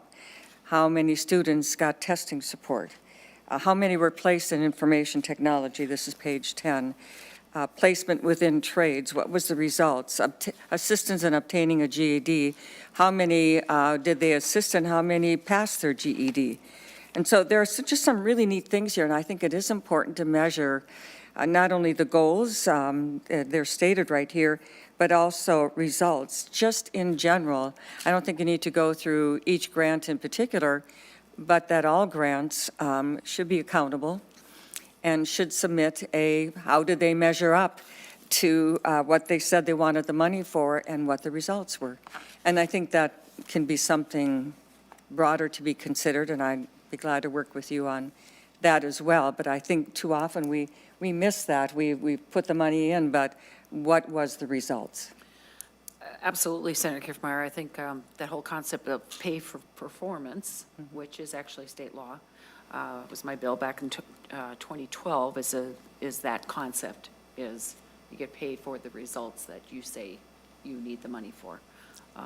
But I like that, so hopefully that conversation will continue. Senator Pratt. Thank you, Madam Chair, and Senator Kiffmeyer, and we agree. In fact, we're moving a number of programs from direct appropriations to pay for performance, and we walk through those metrics with the grantees during our committee hearings. Senator Kiffmeyer. Yeah, thank you, Madam Chair. So I'm a little bit, so is there any issue then? Because most of the time, if they're doing this work, they should be accumulating the data as they go. So doing a report at the end, is that included? Is a report coming to members as well on the results? Senator Pratt. Thank you, Madam Chair. There is reporting that comes from DEED. And DEED has a uniform report card that accumulates the results of these groups. So we'll look to provide that to you. Ms. Fontaine has a reply. No, Madam Chair, members, and Senator Kiffmeyer, yes, all of the workforce development dollars and that you see in those riders, they all, there's a uniform report card requirement that comes from all the grantees that they need to report in on, the number, who was trained, where they were located, if they got any credentialing. That's in statute that they must report that. So that information does come back for those grantees. Thank you, Madam Chair. I'm glad to hear that. Thank you. Thank you. And, okay, perfect. Senator Pratt, would you have two amendments, or would you rather go to the commissioner? I'm going to leave it up to you. Madam Chair, why don't we do the commissioner and then we can do the amendments? Okay. Commissioner Grove, again, welcome very much. Thank you so much for being here. Madam Chair, thank you. Members of the committee, Steve Grove, Commissioner of the Department of Employment and Economic Development again. And thanks for the opportunity to testify on this bill, and wanted to thank Senator Pratt and the committee for their work on it, challenging endeavor to craft these large packages, and we know it took a lot of work. I want to walk through some of the things that we like, some of the things that we don't, of course, and give you the department's feedback here. I think, first of all, as you've all seen this past year, one of the most important programs in our state in this pandemic has been the unemployment insurance program. It has serviced over 875,000 Minnesotans and has paid out billions of dollars, largely in federal aid, to them to weather a very difficult year. And so we were happy to see in this bill the inclusion of two of our unemployment insurance recommendations. The first, to allow secondary students to be eligible for those UI benefits, and then making some small changes to the reemployment training component of unemployment insurance as well, to allow those who are looking for jobs to try other training opportunities first, so that when they do re-enter the labor market, it's at a higher wage job. So we'll look forward to working both with the Senate and the House on those provisions and more as it relates to unemployment insurance. Also respect that Senator Pratt and the Senate Republicans and the committee have attempted to solve a challenge that existed with the previous aid packages that related to how businesses had registered themselves within our state's unemployment insurance system for those unemployment insurance benefits and payments. There's a loophole that existed within that, the way that was set up, such that when the aid package came through from December, several of those businesses who had NAICS codes that they had mistakenly designated different from the industry that they were currently operating in were no longer eligible for aid. This is a package, of course, the legislature agreed on. There was a stipulation that was determined critical to ensuring the program had limits. And there were some businesses that had misclassified themselves several years ago and weren't able to change those based on the way the legislation was written. I can assure you, I've looked very deeply into this issue. Many of your constituents have raised it to me. I've been on calls with several of you and your constituents on this topic. And I just think that the solution here, we have several concerns with it. On this face, it looks really straightforward, but it would be, we believe, impossible to administer because it lacks adequate safeguards. Anybody could go back and change their code now that that program has passed and be eligible for an award. So while we're sympathetic to that provision and its intent, we do not think it's workable as a change for that grant program. Most of this package, in fact, all of the $100 million target that was allotted to the Senate Jobs Committee by leadership in the GOP went towards a Senate loan guarantee program. We have concerns with this as a strategy for recovery. We hear time and again the businesses do not want to take on more debt at this time. They'd be better served by forgivable loans or grants rather than a loan guarantee program. We have some experience to show us that this program is not particularly popular. Last legislative session, we had a $10 million loan guarantee program. Took us a full 9 months to get just $7.5 million of that out, about 76 loans in partnership with banks. We believe that at a time we have historic resources available to us due to sound fiscal management, a budget surplus at the state level, federal funds coming in as well, that forgivable loans or grants would be a better approach. And so we would devote our attention there as it relates to some of the business relief components. The bill also has administrative cuts to our agency, arbitrarily marked down to 2%. This is really going to seriously inhibit our opportunity and our ability to serve your constituents. I know all of you have engaged with our department over the last year. Again, I've spoken with several of you directly, hundreds of your constituents directly.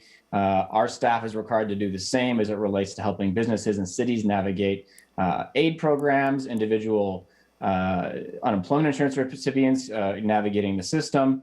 In the middle of a pandemic with historic economic crisis on our hands, it is exactly the wrong time to cut administrative costs. It would be managerially irresponsible, and it would just result in poor service for your constituents. I assure you, no one on this committee wants to cut the administrative costs of an agency tasked with serving your constituents during a crisis. So we strongly oppose that component of the bill.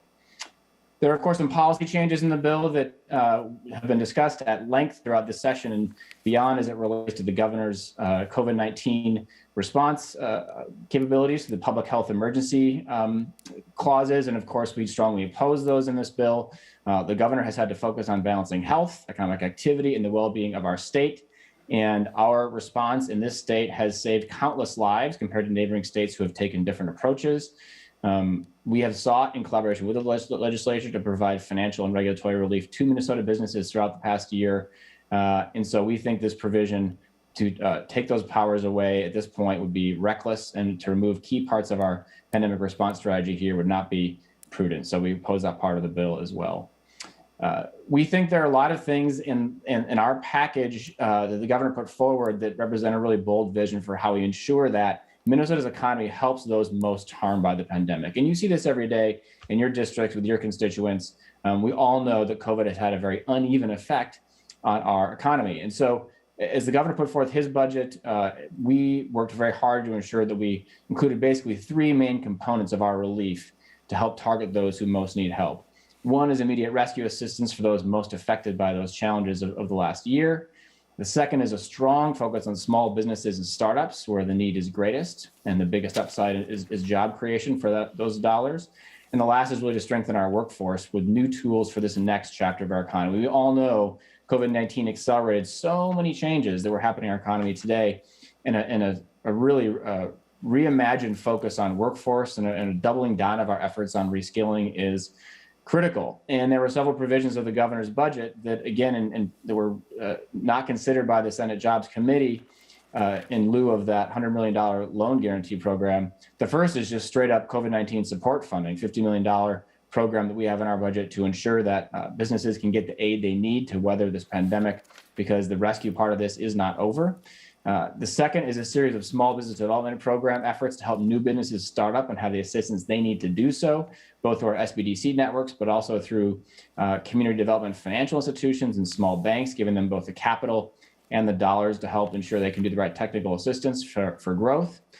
Launch Minnesota, a major step forward for our state startup ecosystem that has been universally applauded by not only those in Minnesota, but national experts who've given it awards. We received zero funding in this bill, not only for the grants, but also the administration. This is where the jobs are going to come from. These programs help new startups get off the ground that are going to totally transform our economy and bring new jobs to our state. And there's no funding for that program in this bill. Additionally, we have programs set up to help small manufacturers transition in an automated environment to ensure that automation actually adds jobs and adds skills to a small manufacturer rather than take them away. No funding in this bill for that provision as well.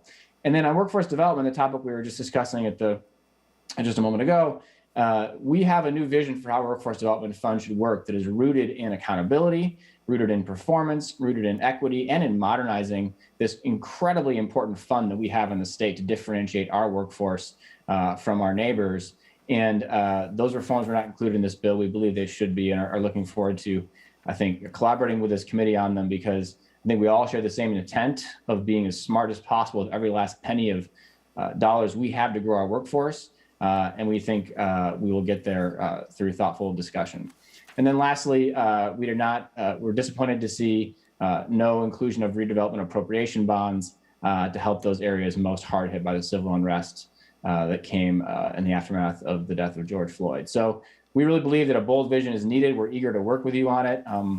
Lots of negotiating ahead. And I think if we can focus on that immediate rescue assistance, because the emergency is not over, if we can focus on small businesses and startups, because that's where the growth is, and if we can really hone in on modernizing our workforce for this next chapter of our economy, we will be in good shape. And we're looking forward to those discussions in the remaining weeks of this session. So with that, Madam Chair, I'll turn it back to you and appreciate the chance to share this testimony.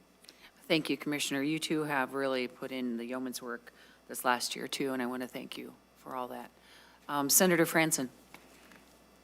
Thank you, Madam Chair, and thank you, Commissioner. I really want to commend you for all the work you've been doing in your department, and just echoing Senator Rosen's comments right now of this unprecedented year and how your department did amazing work with your workforce and your staff. So thank you for that.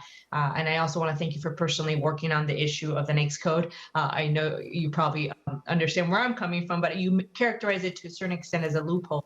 I know there was like $20 million funding there that was still available. So I'm not sure if Mr. Mum can clarify if that's going to go back to the bottom line or if it can still be used for this program. And I do want to advocate for improving the language. As you pointed out, there might be potential for fraud, but to the point that we can make an attestation or certification that the time that program was funded, that you qualified.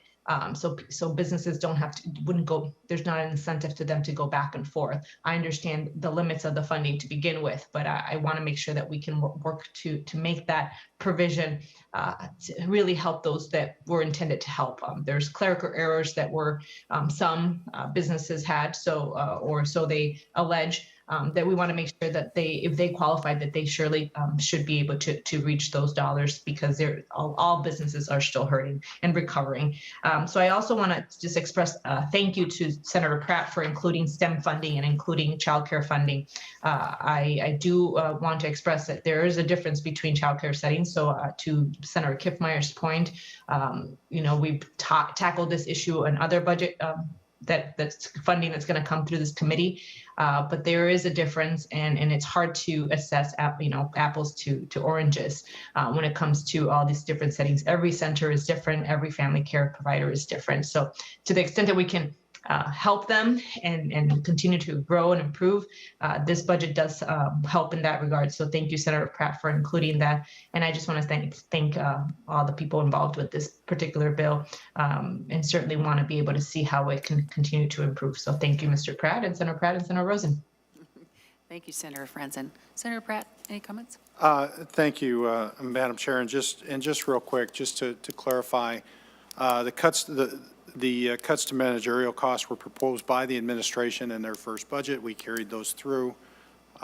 They were not, and so they were identified by the department as potentials. And we think it's prudent for us, whether in a time of pandemic or any other time, that we have our government running as efficiently as possible, so that our scarce resources are put to helping Minnesotans as best as possible. The loans, this is a loan guarantee program that really builds upon what we did last spring.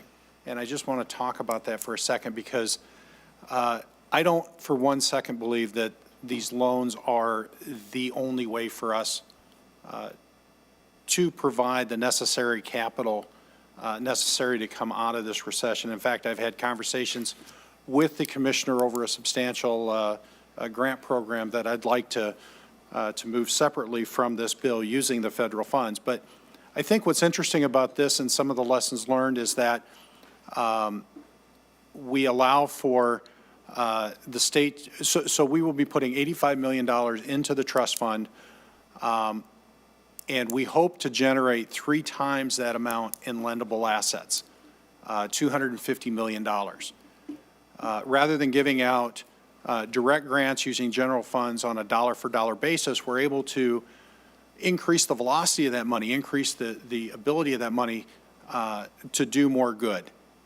And so what we're really trying to do is expand the uses and the purposes of those funds and really make them work 3 times greater than the actual amount. But we also set aside $14 million for covering that first years of interest, whether it's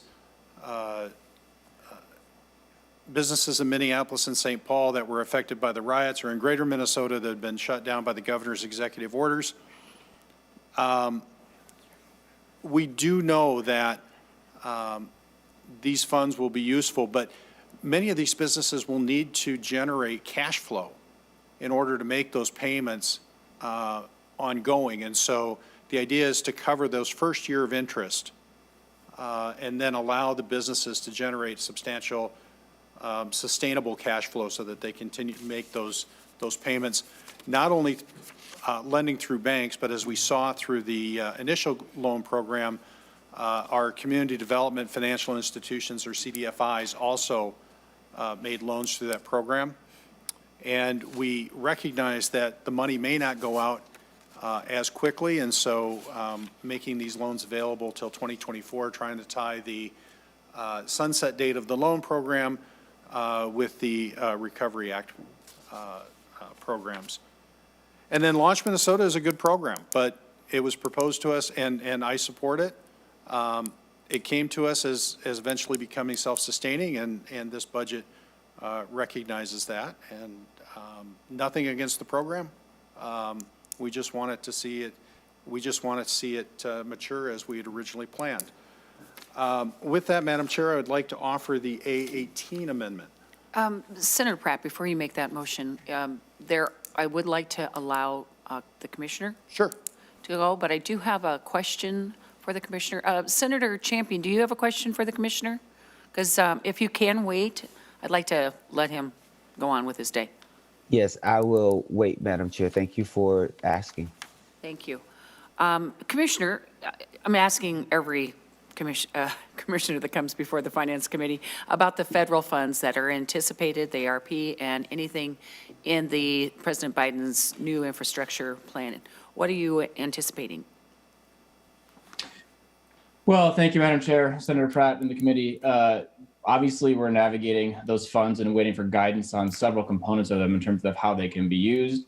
It's an exciting opportunity, and there's a whole host of ways that we hope to collaborate with the legislature on spending this money really wisely. Some of the programs have guidance that has come out already. Several we are still waiting on. So it'll be an ongoing discussion, and I think it's an important opportunity to really invest in the growth of our economy. So we will navigate that in the coming weeks and months, obviously. I think on the points that Senator Pratt made on the admin cuts, that's just simply not true. The admin cuts that Senator Pratt puts forward here were not a part of the governor's original budget and are not prudent. And I can assure you that we are running an efficient agency indeed, and cutting our admin budget at this time is not going to be helpful. On Launch Minnesota, it is running exactly as planned, and it was never planned to pull grant money from it. That's always been the plan is conveyed and conceived of. So we are on track with Launch Minnesota and need to continue funding it to grow our state startup ecosystem. And, I think these are the kinds of things we're just going to discuss in the coming weeks. Again, with loans and grants, what we're hearing with businesses is fast action is needed now, and money that we can deploy quickly as grants is helpful. And talking to all of the banks and the CDFIs, that's what we hear from them too. And so we're eager to dig into this more deeply with the senator in the coming weeks. And again, thank him and the committee for their hard work on this bill. Commissioner, I was hoping you had a little more hard facts of fast figures on the federal funds. Try to get that one out. You don't have any numbers? You don't have any idea? Madam Chair, what numbers in particular are you looking for? For the federal funds that are coming through for the ARP? Madam Chair, do you mean the For total number? programs that are going directly to you, or is it something Sure, that we should sure. anticipate for this finance budget, and also in the round three, President Biden's round three? Well, Madam Chair, as you know, the state is receiving roughly in the neighborhood of $2.6 billion direct to state. Of course, there are dollars going directly to counties as well. There are programs being run through the SBA directly too, and so things like this shuttered venues operator grant is running through the SBA, and so is the restaurant revitalization program. So some of these dollars that will be for economic development will come through deeds, some will go through the SBA. But I would encourage, for the most holistic view of the way that these ARP dollars are designed, to connect with our colleagues at MMB as well, as they're tracking the full picture of this. And so it's not me trying to evade the question, simply there are guidelines that will come for each individual pillar of this component that we are still waiting on. The infrastructure bill, we're tracking it like everybody else. Obviously, it's at this point, it is a proposal, but it does, we think, represent a great opportunity to think about improving our infrastructure in the state, something that this committee and others have talked about for a long time. So we'll continue to track that alongside all of you. Okay, thank you, Commissioner. And Mr. Nauman, before I turn to you, Mr. Fisher, we are definitely going to have a hearing when we start getting some guidance from the federal government on these numbers. It's very confusing. Mr. Nauman.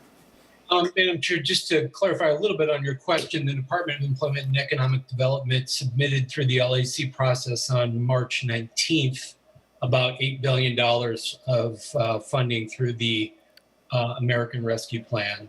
That was submitted through MMB, as the commissioner has stated, but there's a collection of about 8 separate lines of dollars that are coming through the commissioner's agency. Thank you. Well, thank you, Commissioner, for your attendance today and your thoughts and your hard work. I know you two have been working, you and Senator Pratt have been working alongside each other for over a year on this very issue and put together a very good package. You may have disagreements, but you have a lot of commonalities too. So you've done some good work. So thank you. We do. Thanks, Madam Chair. Thank you. And with that, I am going to, Senator Pratt, do you have the A17 amendment that you'd like to move? Or A18? Madam Chair, I thought we'd offer the A18 first. Okay, Senator Pratt moves the A18 amendment. Would you like to explain it, or would you like to have Mr. Mumm explain it? Oh, we'll give him the choice. I'd always prefer Mr. Mumm, but let me just Mr. Fontaine. give you a quick high level, and then Mr. Mumm can fill in. Madam Chair, last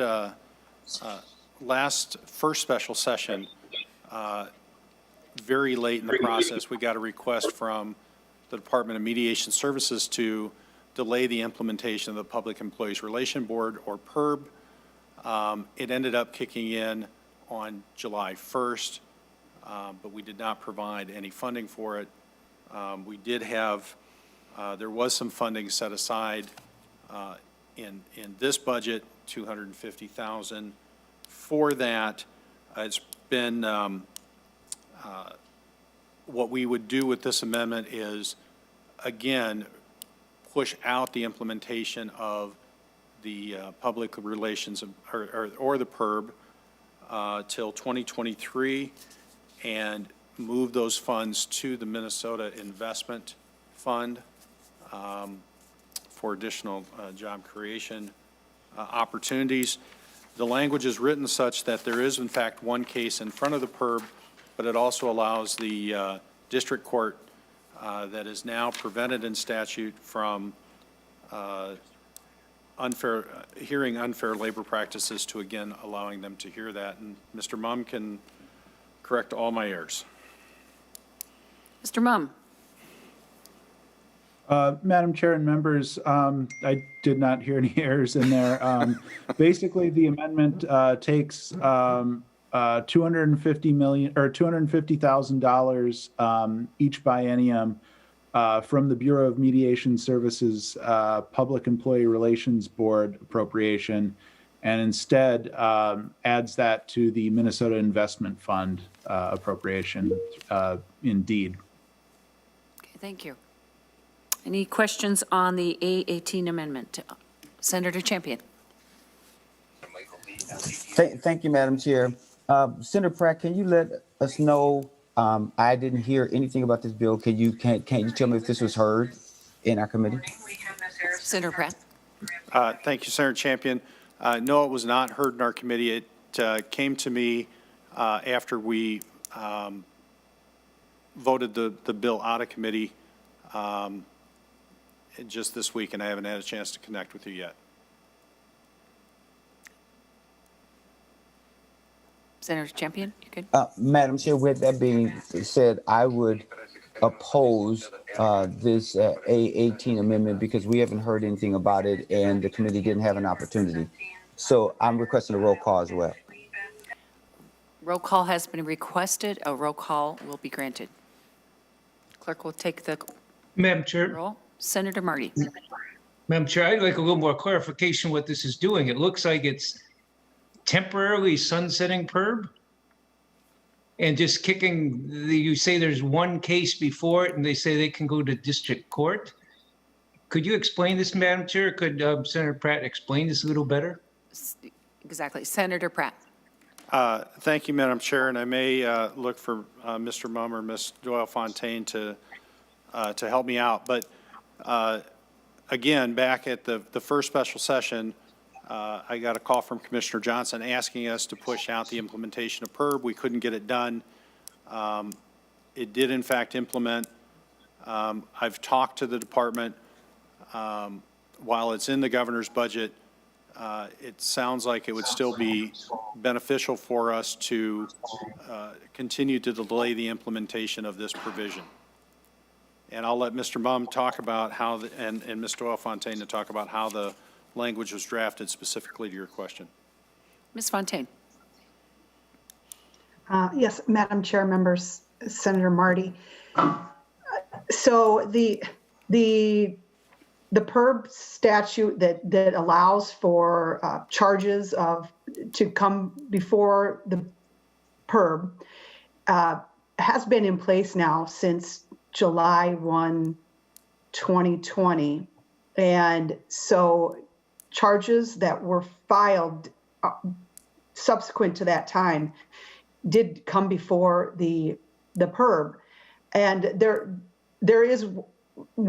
are, I believe, a couple of charges that are before them right now. So what this language does is accounts for the fact that the statute and the process is in place right now, and it would allow for those matters before the board to be concluded and investigated and concluded under that process. But after the date of enactment, if this section is enacted, those charges would go to the district court.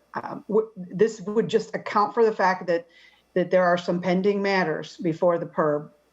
And then it would, and then between June 1st, 2021, and then the statutes that became effective last July would not be effective until after July 1, 2023. So that is what is happening now. It's also realizing that the PERB did receive an appropriation for that time right now, but the money would go away. So there is that matter, but if they could conclude these matters with what they were given, I think that is the intent. So that's that is what the amendment is trying to do, is just to allow those charges to go through that process. Everything else after enactment does need to go to district court, all the unfair labor practice charges. Madam Chair, Senator Marty. I've never seen an effective date go in and out like that before. It's kind of strikes me a little bit bizarre, and I have real concern if Senator Champion says it wasn't heard in committee, that we in Finance Committee are making this kind of decision. But I've never seen anything like that. Maybe some of you have, but I question why we're doing that. Senator Kent. Thank you, Madam Chair. So I'm trying to track this. So because there's a lot of history apparently, and we're just hearing this for the first time in finance. So a commissioner requested this? Is that correct, Senator Pratt? Thank you, Senator Pratt. Madam Chair and Senator Kent. The commissioner requested it during the first special session of 2020. We weren't able to get it done. It was just too late in the process.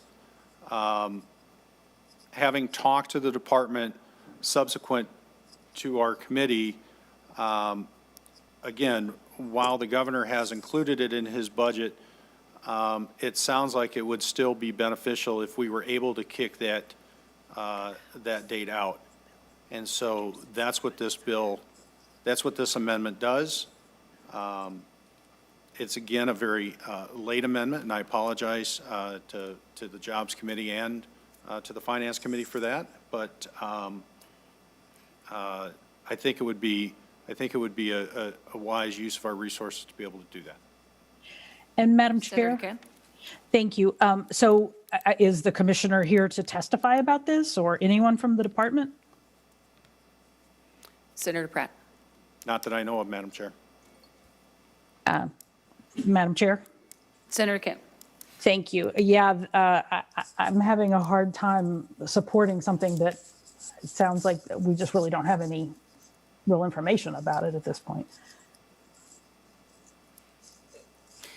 Senator Kent, this has been posted and it has been emailed. So the department has been aware of this 18 for quite some time.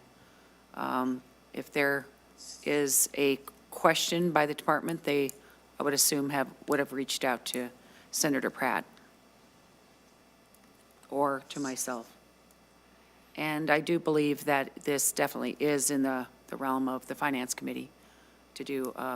There's things that come up all the time after they pass out of their primary jurisdiction that end up in finance. So with that, we have a roll call requested. The clerk will take the roll. Senator Rosen? Aye. Senator Ingebrigtsen? Aye. Senator Marty? No. Senator Benson? Aye. Senator Champion? No. Senator Franzen? No. Senator Johnson? Aye. Senator Kent? No. Senator Kiffmeyer? Aye. Senator Pratt? Aye.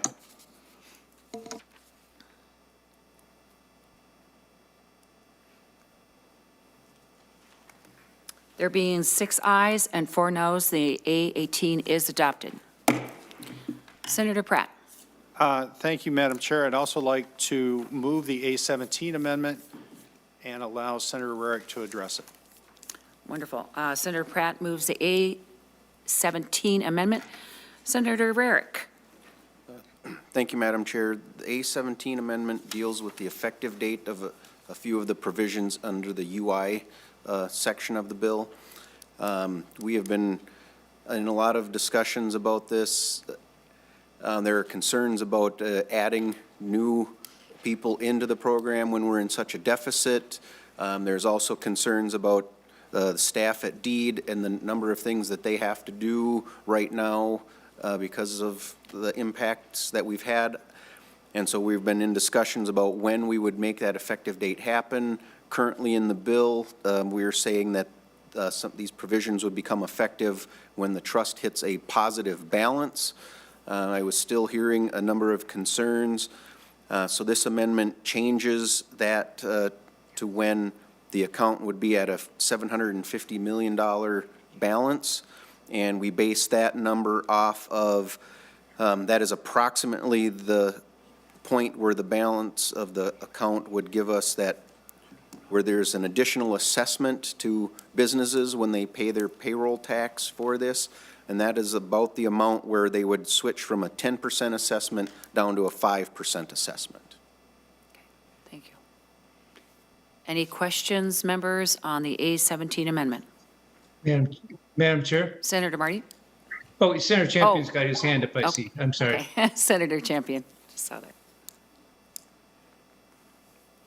I'm having some challenges over here, so I was trying to lower my hand so that Senator Marty could go first. So Senator Marty, feel free to go Okay. first, and then I'll follow Senator up. Marty. Madam Chair, thank you. Just trying to be, because I saw the hand after I spoke out. My question is, who are the folks that are covered by this? Is this the secondary students? Is this seniors? Who all is this? Senator Eric. Madam Chair, Senator Marty, this would be for the three provisions for the secondary school, the Social Security, and for the training that you would be taking. I apologize, I can't remember the term off the top. Madam Chair, the reemployment assistance training. Thank you. Thank you, Ms. Fontaine. Senator Marty. Madam Chair, aren't they paying into the fund? Senator Eric. Thank you, Madam Chair. Senator Marty, yes, they are, and that is, like, I believe for me, the number one reason why I was carrying these three provisions.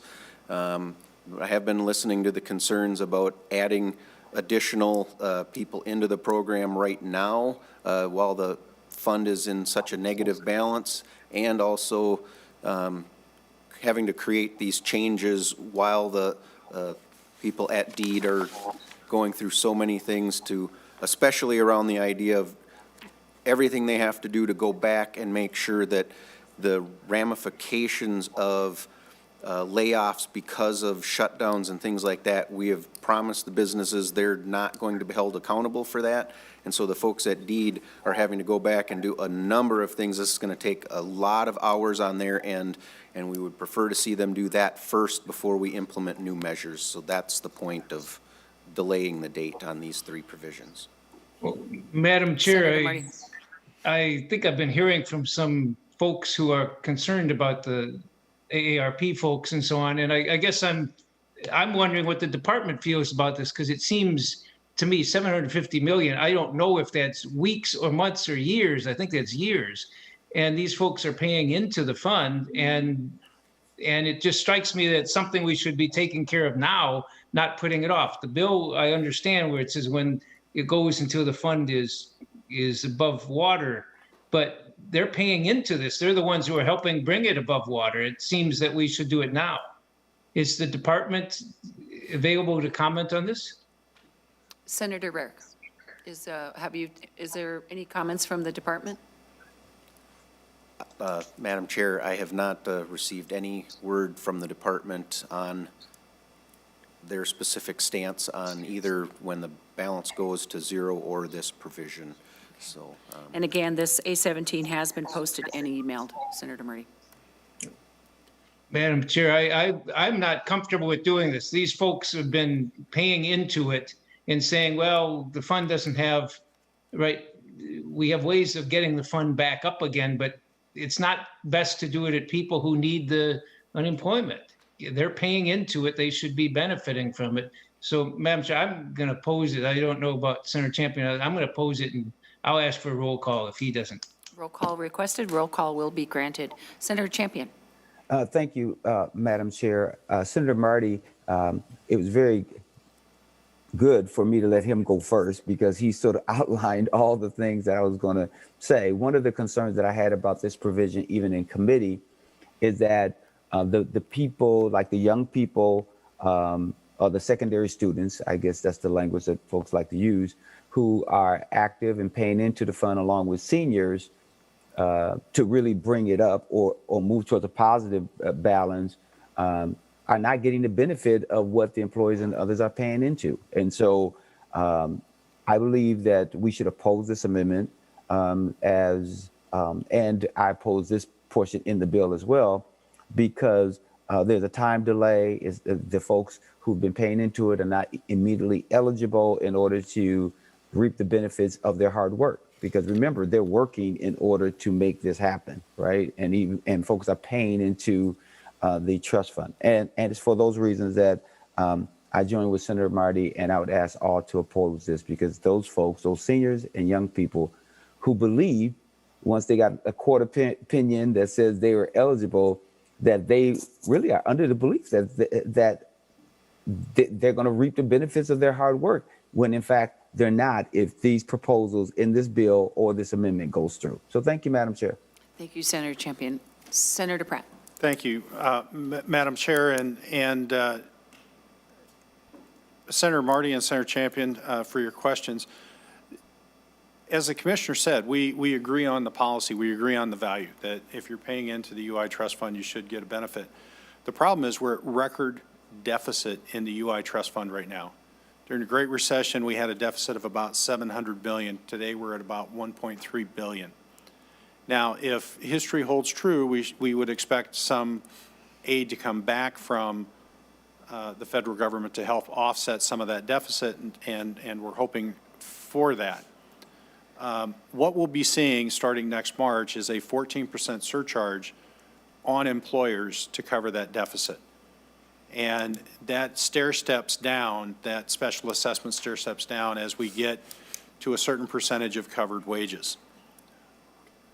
We believe that it's reasonable and prudent for us not to put any additional strain on that trust fund and increase that deficit. And so this is meant to say, and what Senator Rarick worked on last night was the idea that once those special assessments from employers ceased and we were back to a more stable, normal environment, then these new coverages would kick in. So we are fully in agreement on the policy and the value. The difference is the timing. Senator Champion, to this point. To this point, Madam Chair. Madam Chair, the only problem with what my good friend Senator Pratt has said is, one, that the individuals who you are asking to help bring the UI Trust Fund positive are not going to get the benefit when they need it. And so, in fact, it's analogous to asking someone to help fix a car and help put gas in the car, but they can't get a ride. So even though they may need a ride, they can't get a ride because you have decided analogously that someone else should get a ride to wherever they have to go to. And then if we have time and if there's still gas left, and if the car is still running, we'll come back and get you.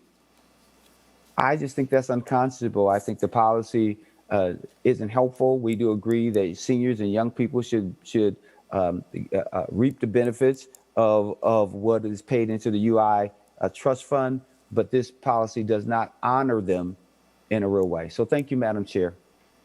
Thank you, Senator Champion. Senator Benson.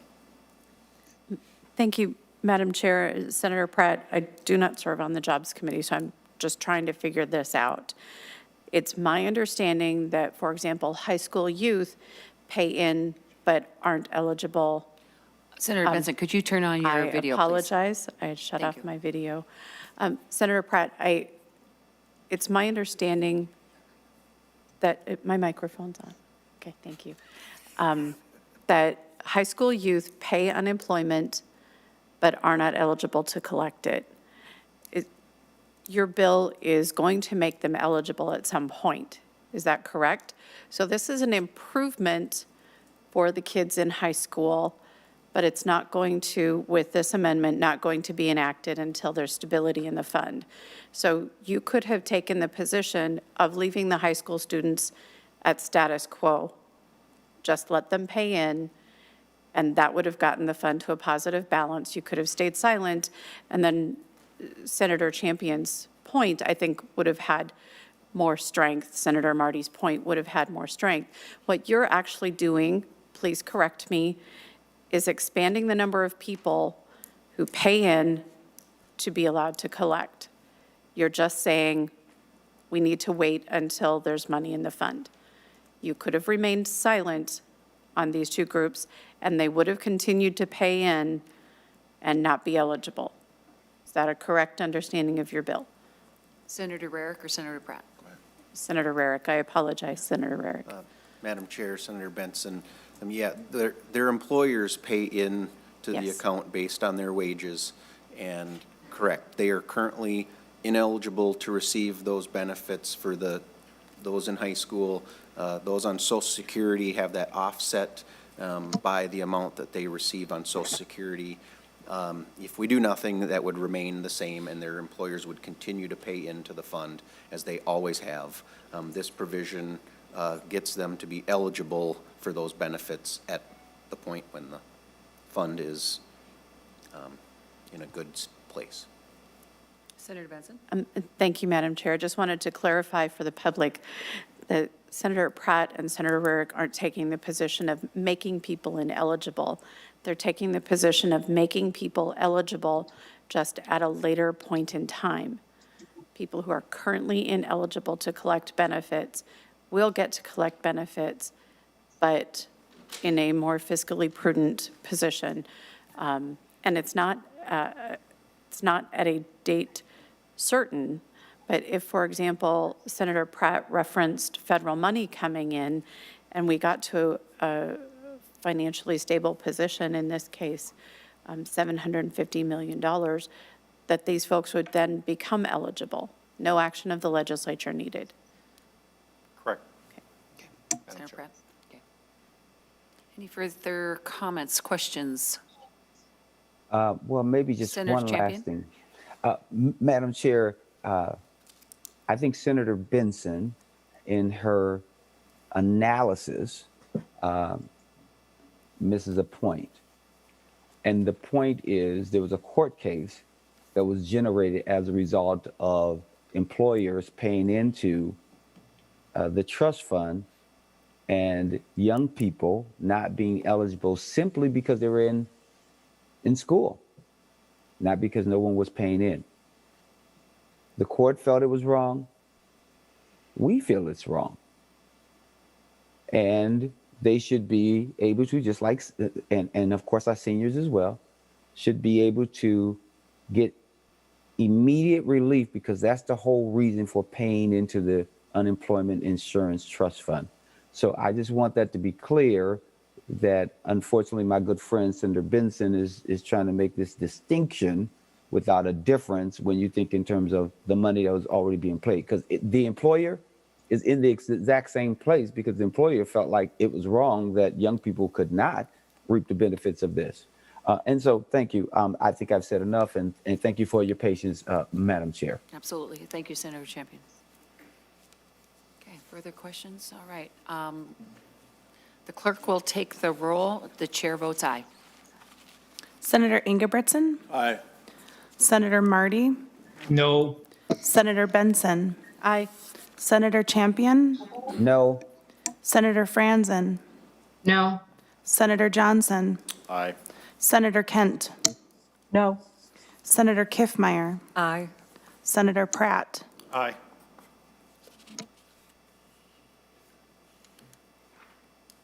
There being 6 ayes, 4 noes, the A17 amendment is adopted. Are there further amendments? Madam Chair? Senator Ingebrigtsen. Madam Chair, I have the A15 amendment. And the A15 will be passed out Madam Chair, and posted. it was posted, yes. No, I don't believe it was Oh, posted or emailed, so we are going to do that right at this moment. Senator Champion, you had your hand up, too? Briefly, and then it's down. Okay, yeah. Madam Chair, I just had my hand up to speak about the entire bill, but I don't know if you want me to. We have one do more that now. amendment. Okay. One Thank more you, Madam amendment, Chair. yes.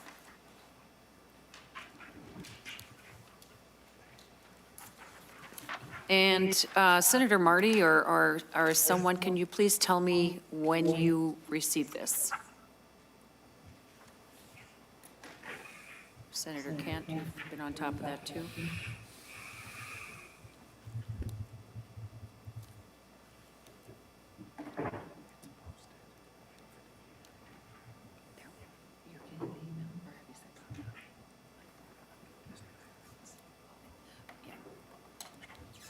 It is posted. We're waiting for the email at this point from Mr. Bodden.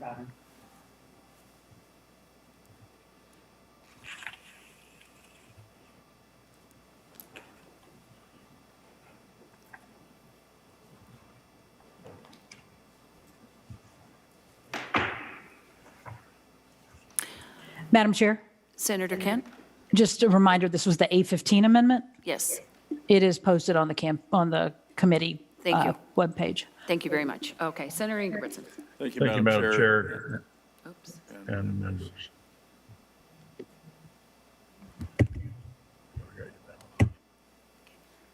Thank you, Madam Chair and members. The A15 amendment is, I think, an amendment, well, I know it's a common sense amendment, and it was brought to my attention by another member in the Senate, who obviously is not on the Finance Committee, and was very concerned about a constituent of theirs that was a server, and I'm not sure exactly if it was in a bar or restaurant, but anyhow, the server was apparently serving with a mask on, but not above the nose, not covering the nose.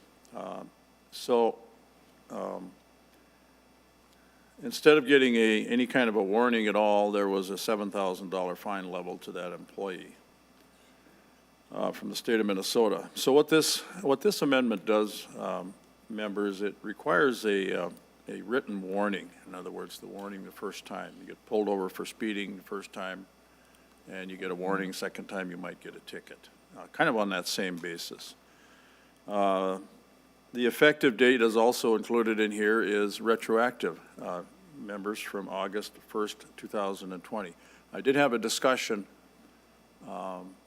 with the author. I think the author understands this, agrees with this, but I think this is a little heavy-handed. Not at the very least, giving them a written warning from the department. If there was a written warning from the department, they would be able to produce that, and I'm assuming that's not been produced. So, but even so, it just should be that. I mean, it just should be something that's within reason. So that's basically the amendment, members. I stand for questions. Thank you, Senator Ingebrigtsen. Senator Champion. Thank you, Madam Chair. To the author of the amendment, can you tell us when you heard about this from your constituent or friend or other member of the body? First of all, can you tell us when you heard about this? Madam Chair? Senator Ingebrigtsen. Senator Tomassoni brought this forward. This happened in his district. Senator Champion. I think my question was when. Do you know when it was brought to your attention? Brought Senator to my Ingebrigtsen. attention 2 days ago. Madam Chair, Senator Champion. I would ask that we oppose the A15 amendment, and I will ask for a roll call because this was not something that was brought to our attention as a committee. And as a committee, I believe that Senator Pratt takes pride in us discussing certain things. And I realized that there was another amendment where on the PERB issue that wasn't brought forward to our committee. But I hope that this is not the practice of policy changes coming before the Finance Committee and had not gone through any of the charged committees that has jurisdiction over this issue. And so it's for that reason, and the fact that I think that whenever someone should get a warning, that should be up to the discretion of the regulator, like the police, right? For an example, you're a police officer, or at least was in the past, or sheriff or law enforcement. If you stop someone, you could decide if you wanted to give them a warning or not, or you could give them a ticket. And 9 times out of 10, when I'm pulled over and they say there's an infraction or violation, no matter how big or small, I'm given a ticket. So I don't think that we should tell the department who is in charge of regulating this area what they should or should not do. And it's for that reason that I would hope that we would oppose this amendment. A roll call has been given, a roll call has been asked, a roll call is granted. Madam Chair. Senator Ingebrigtsen. Thank you, Madam Chair, and Senator Champion, as you probably would know, that if I would have pulled you over any time during my career, I certainly would not have given you a ticket. You know that for sure. I don't know that for sure, but, Madam Chair. He probably would have given me 2 tickets. And you know, I apologize for even bringing up that analogy. It's probably not a very good one. But we're talking about a very heavy-handed incident here, $7,000 for a server not to have the face mask above his or her nose. You'd have to agree with me, Senator Champion. That's pretty tough. That's pretty heavy-handed without at least getting a scolding letter or something from the commissioner, other than just, you know what, you're going to have to pay this $7,000 fine. If it's a small bar or restaurant, I don't care where it is, that's pretty heavy-handed. You got a lot of gross misdemeanors that don't carry that kind of a fine, as you well know. So, yes, it wasn't brought before the committee before, but I think it's a reasonable amendment, and I guess I'd like to hear from the authors as to how they feel about it before we go ahead and vote. Senator Pratt. Well, thank you, Madam Chair and Senator Ingebrigtsen. And, you know, certainly I understand the impetus of this. In the wage theft reform, we do something very similar where we believe that compliance should come with a warning, especially when the compliance is extremely complicated. And this is not a standalone issue. You know, I looked back, and there was I believe it was the Busted Nut bar in Hastings that had a similar situation. A server walked outside, took off their mask, and was fined $7,000. The owner challenged it, and it got quite a bit of press, and it shouldn't be that hard for these bar and restaurant owners who have had their capacity slashed and who have been shut down on 24 or 36 hours notice to give up. And I don't know how, I don't know how long it takes one of these small establishments to generate $7,000 in revenue in a night, let alone profit after they pay off their suppliers and their staff. So, Senator Ingebrigtsen, I would not oppose the amendment. Senator Marty. Thank you, Madam Chair. I guess general comment, Senator Ingebrigtsen, you say this came from Senator Tomassoni, and he asked you to offer the amendment. Well, this is the Finance Committee. This is a policy provision. He serves on the floor. He can be on the floor as well, could offer an amendment there on the floor if he's going to, if it's that important. But here we've got a anecdotal story, at least third hand here, and we're told we ought to put it into the finance bill in the Finance Committee. Senator Rosen always says she only wants to deal with finance issues in the committee, and I think I understand that and appreciate that. I think we should be doing that the whole system. But if we're going to put this on the bill, it seems to me that should be decided on the floor, not here. Okay. Further comments? Questions? Okay. Madam Chair, Yes, Senator Benson. a $7,000 fine for a mask violation seems excessive. I feel like there was a lack of judgment in this case, and so I think a written warning for a non-serious violation makes sense. But like $7,000 for not having a mask properly in place without some sort of written reminder just makes sense. I would be curious to know how many violations have been issued throughout the state that we don't even, perhaps it's happened in our districts and we haven't heard of this. And so perhaps we should write a letter requesting that information of how much money was generated through mask violations. Senator Ingebrigtsen. Madam Chair, I'd be willing to do that for the committee, as well as how many written violations, how many written warnings there have been. Yeah. That should be on record. I'd be willing to do that and bring that forward. Let's do that, Senator Ingebrigtsen. Senator Champion.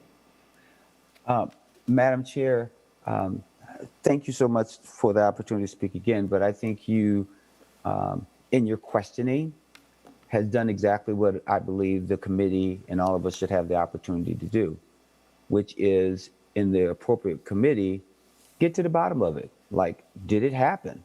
How was it resolved? Why $7,000? If so, and then we could have information that could have been brought forward to our committee to talk about how many such violations have happened. Just everything that it requires in order for us to have a robust and meaningful conversation about an issue, and then put forth what I would call responsible policies in order to address an issue that may be happening. But Madam Chair, we should not be doing this in the Finance Committee. It's just inherently challenging. And even if we agree with it, like I could say, whoa, $7,000 is a lot of money. I don't know what happened. Did they really pay $7,000? And so I just think, Madam Chair, again, that I think I would ask that we not, that we continue to abide by your policy, Madam Chair, of not making substantive changes here that haven't been agreed upon or discussed prior to arriving here in the Finance Committee. Because there's been times where the committee has said, we'll work on some language, and committee, are you okay with us bringing forth that proposed language in the Finance Committee? And they said yes. I just don't think that, in fact, I know that this is not one of those times. Thank you, Madam Chair. Well, thank you, Senator Champion. And I do feel, though, if this is an area where there is substantial money that is being garnered through the department, that we should know about that. And things move pretty fast. This is going into conference committee. It will be debated then. Hopefully, we'll have that information by that time they hit conference committee. It's been tough to get some information out from some departments, but I think we need to make this request. And so we know exactly how much dollars we are talking here that could affect a budget or could affect one of these lines on the spreadsheet. So I respectfully, I respect your opinion on that, Senator Champion, but I do disagree. Senator Kent. Thank you, Madam Chair. And I'll just say that in your own words, I believe you have just demonstrated why we should not adopt this amendment today and here, because as you said, we need to know these things. We should know these things before we take a vote on this amendment and this language. And this is not a minor infraction. I think we have all learned, all of us in many different ways, of the risks of people not wearing masks around others, and it puts people in harm's way. And so this is not some minor thing necessarily. It puts people in danger, as we know. So I think these are great questions that are being asked, and I look forward to getting the answers before I could possibly vote yes on an amendment like this.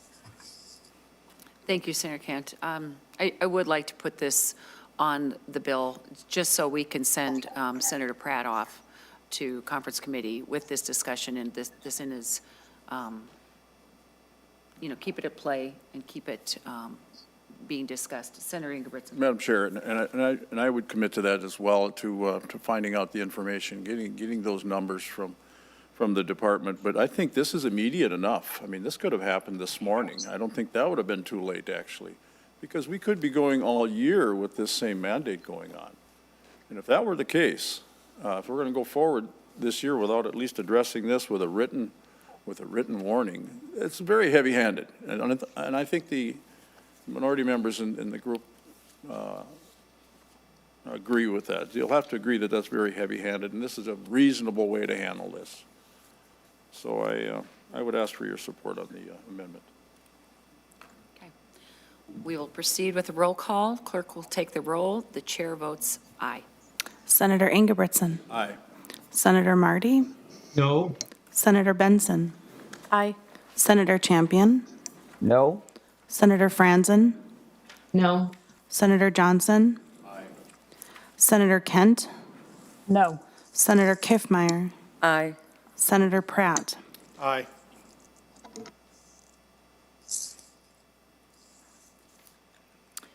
There being 6 ayes and 4 noes, the A15 amendment is adopted. Members, are there further amendments? Are there further comments, questions for the authors? Senator Champion. Thank you, Madam Chair. And I'll be brief because I understand that we have, I think, session coming up soon here. One of the things that I think that the bill is missing, amongst other things, some was highlighted, some things were already highlighted by the commissioner, but really centers around equity. I don't need to go into all the demographics, demographical information about how difficult life is in the state of Minnesota when we think in terms of disparities for people of color. But because this is a finance committee, I'm going to, go to the issue of numbers. And I know that Senator Franzen, talked about a couple provisions that she thought were okay, and probably standing alone, those would be okay. But for the context in which I'm going to put things, it makes it a little challenging when we've spent more money for the NICS codes than we do for our investment for equity across the entire state. Right now, I understand just based on numbers that our target is $100 million. That's gone to the loan guarantee program. The commissioner has talked about perceived challenges around that, but I won't deal with that. There's also the $20 million, over $20 million, actually, it's like $20.63 million for the NICS code issue. But I'll keep it at $100 million just to keep the math straight. But in December, of this past year, we put forth $242 million, which was for business relief, and $216 million of that went directly to businesses, and $25 million went to the robust issue that we were talking about around unemployment insurance. So that's $242 million. If you add the $242 million to the $100 million, that's $342 million. Now, the next thing I need to say is, I put forth a bill, an equity bill that was roughly a little over $24 million that had geographical balance, gender balance, money for a variety of ethnic groups, around small businesses, loans, grants, and training, and all the things that we believe to be important. That's out of that bill, only $7.3 million was adopted in this bill. 7.3 million. And then I took one additional step. I said, okay, what if I consider some other things that would not be equity, but for argument's sake, one could argue that it's equity. I came up with 17.7 million. During committee, Senator Pratt says, no, I think it's more around 19 million. So I said, I disagree, but I'm gonna give you 19 million just for the sake of my financial argument here because we are in finance. So if you look at $342 million and 19 million, that's only 5.5 of the total amount of money in this bill that is set aside, for lack of a better word, or let's say addressed towards communities of color. Now that's just for the $342 million because we're adding the $100 million and the $242 million from December. But if you look at the jobs bill, which is before us, this job bill, when you look at general fund appropriations and the workforce development funds, amounts to $334 million. Well, it's actually $334.7 million. Think about that number. That's $334 million. And if we looked at the 19 million as the number, even though I disagree with that number, I'm still using it. when you look at the $334.7 million, and 19 million is only 5.69 of the total, if you just looked at what's in this bill. But I think you have to go one step further. Again, this is the Finance Committee. So if you add, I think you should add, in order to get a clear picture about the investment or the lack of investment in communities of color in this bill, if you add 242 million from December and add it to the deed funding and the workforce development funds of $334.7 million in the jobs bill, you get $576.7 million. I'm going to repeat that number, $576.7 million. And if you look at the 19 million, even though I disagree with that number, the appropriation for communities of color and those who are experiencing the worst disparities in the great state of Minnesota, that's 3.29% of the total number. And it's for that reason that I think we should oppose this bill, and or, Madam Chair, as you all are looking at your numbers and trying to figure out what should or should not happen, we hope that you would really think about how we should intentionally provide the resources in the communities that really need it as well. It doesn't mean you'll be taking anything away from any other wonderful community, whether it's rural, greater Minnesota, suburbia, but we should be very intentional because it's a great business decision in order to make sure that we see each other as one Minnesota and we're making the necessary investments. So thank you for allowing me to spend that time. I would hope that that this was not the bill that is coming forth, not to mention the peacetime emergency issues and the senior issues around unemployment and some of the other things. But I do thank Senator Pratt for really working hard, and this is not a direct assault on him in any shape, form, or fashion, but it's just to highlight where I believe that the bill falls short. And not to mention that I think we could have taken more money from that loan guaranteed fund in order to make sure that we were sending the right message. What message is this sending to our communities? And I think, unfortunately, it sends the wrong message. So thank you, Madam Chair. Thank you, Senator Champion.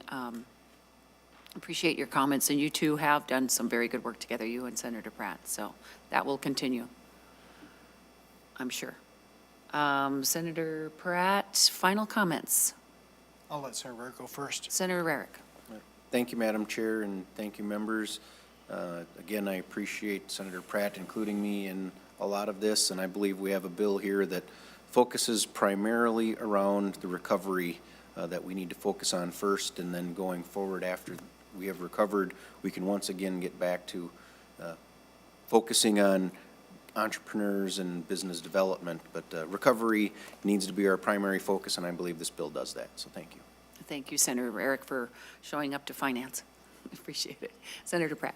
Thank you, Madam Chair. And I'm going to be just maybe a little bit longer in my closing comments, but if you'll just bear with me. You know, really, looking at this bill, I go back to last March. Our committees have worked together to address the impacts of the pandemic and mitigate the negative impacts of the governor's executive orders. Just to name a few, we codified the changes to the unemployment system that the governor put in place last March. We established an initial loan guarantee program to help businesses get needed capital. We extended unemployment benefits to cover prolonged unemployment. While Senator Champion referenced the $25 million that we set aside out of general fund, there were over $360 million in additional potential debt from the 13-week extension that we also enacted. And we created two different small business grant programs to help infuse money directly into these businesses. The goal of this bill is to recognize that we need to focus on recovering from the recession and promoting job growth. One of our primary objectives of my committee is to remove barriers, and several sections of our bill will address those barriers and make our state more competitive. We free up capital for businesses starved of revenue for over a year, and we correct some of the unemployment insurance inequities that have been exposed during the pandemic. Some of these have been with us since the 1930s. So when we talk about removing barriers to all phases of the recovery, in this bill, we set aside $100 million to create a guaranteed loan program. But we're not just doing $100 million. We're leveraging that money to generate over $250 million in lendable asset capital to help our businesses recover. This will provide loans from banks and CDFIs, $14 million, so that our businesses that are struggling, including those that were hit by the riots last summer, to get a stable cash flow before they have to start paying them back.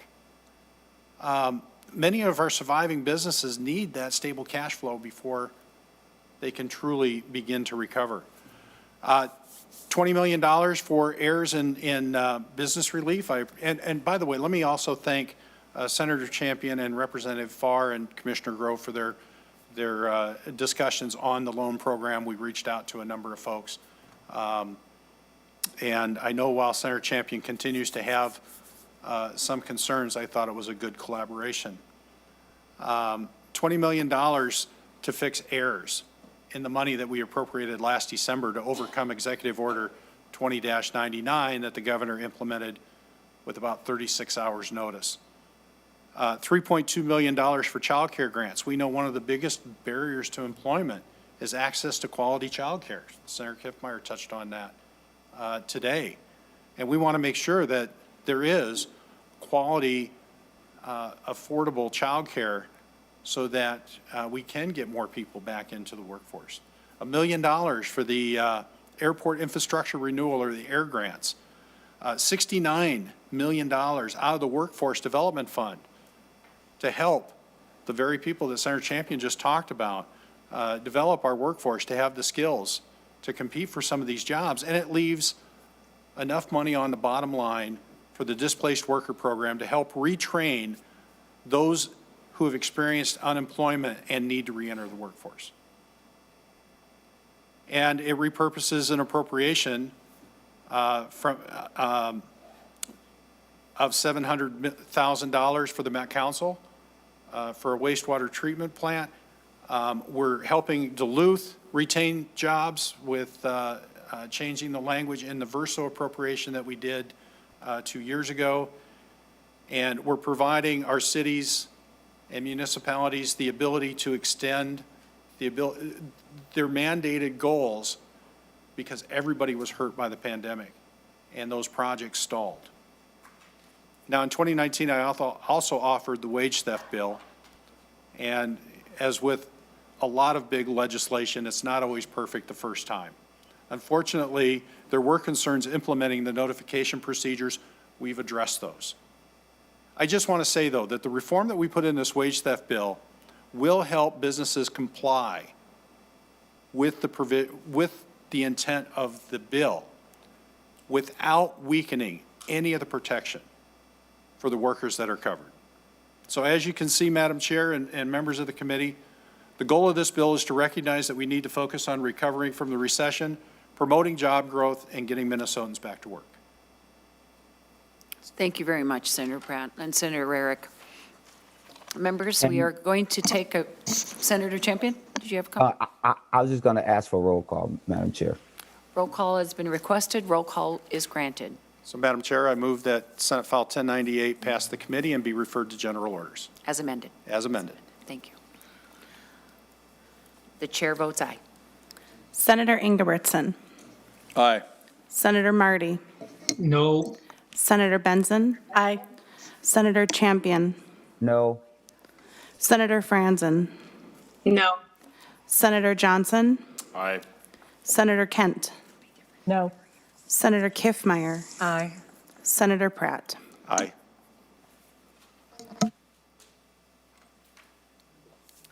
There being 6 ayes and 4 noes, Senate File 1098 as amended passes as sent to the general orders. Thank you, Madam Chair. Thank you, members. Thank you very much, Senator Pratt, Senator Rarick. Members, I think we're going to go ahead and go into recess. We have one more bill. It's Senate File 970, the Judiciary Omnibus Bill. I know we have the commissioners online, but we do have session here shortly, and give everybody a chance to get back to get a few things done and get to the floor.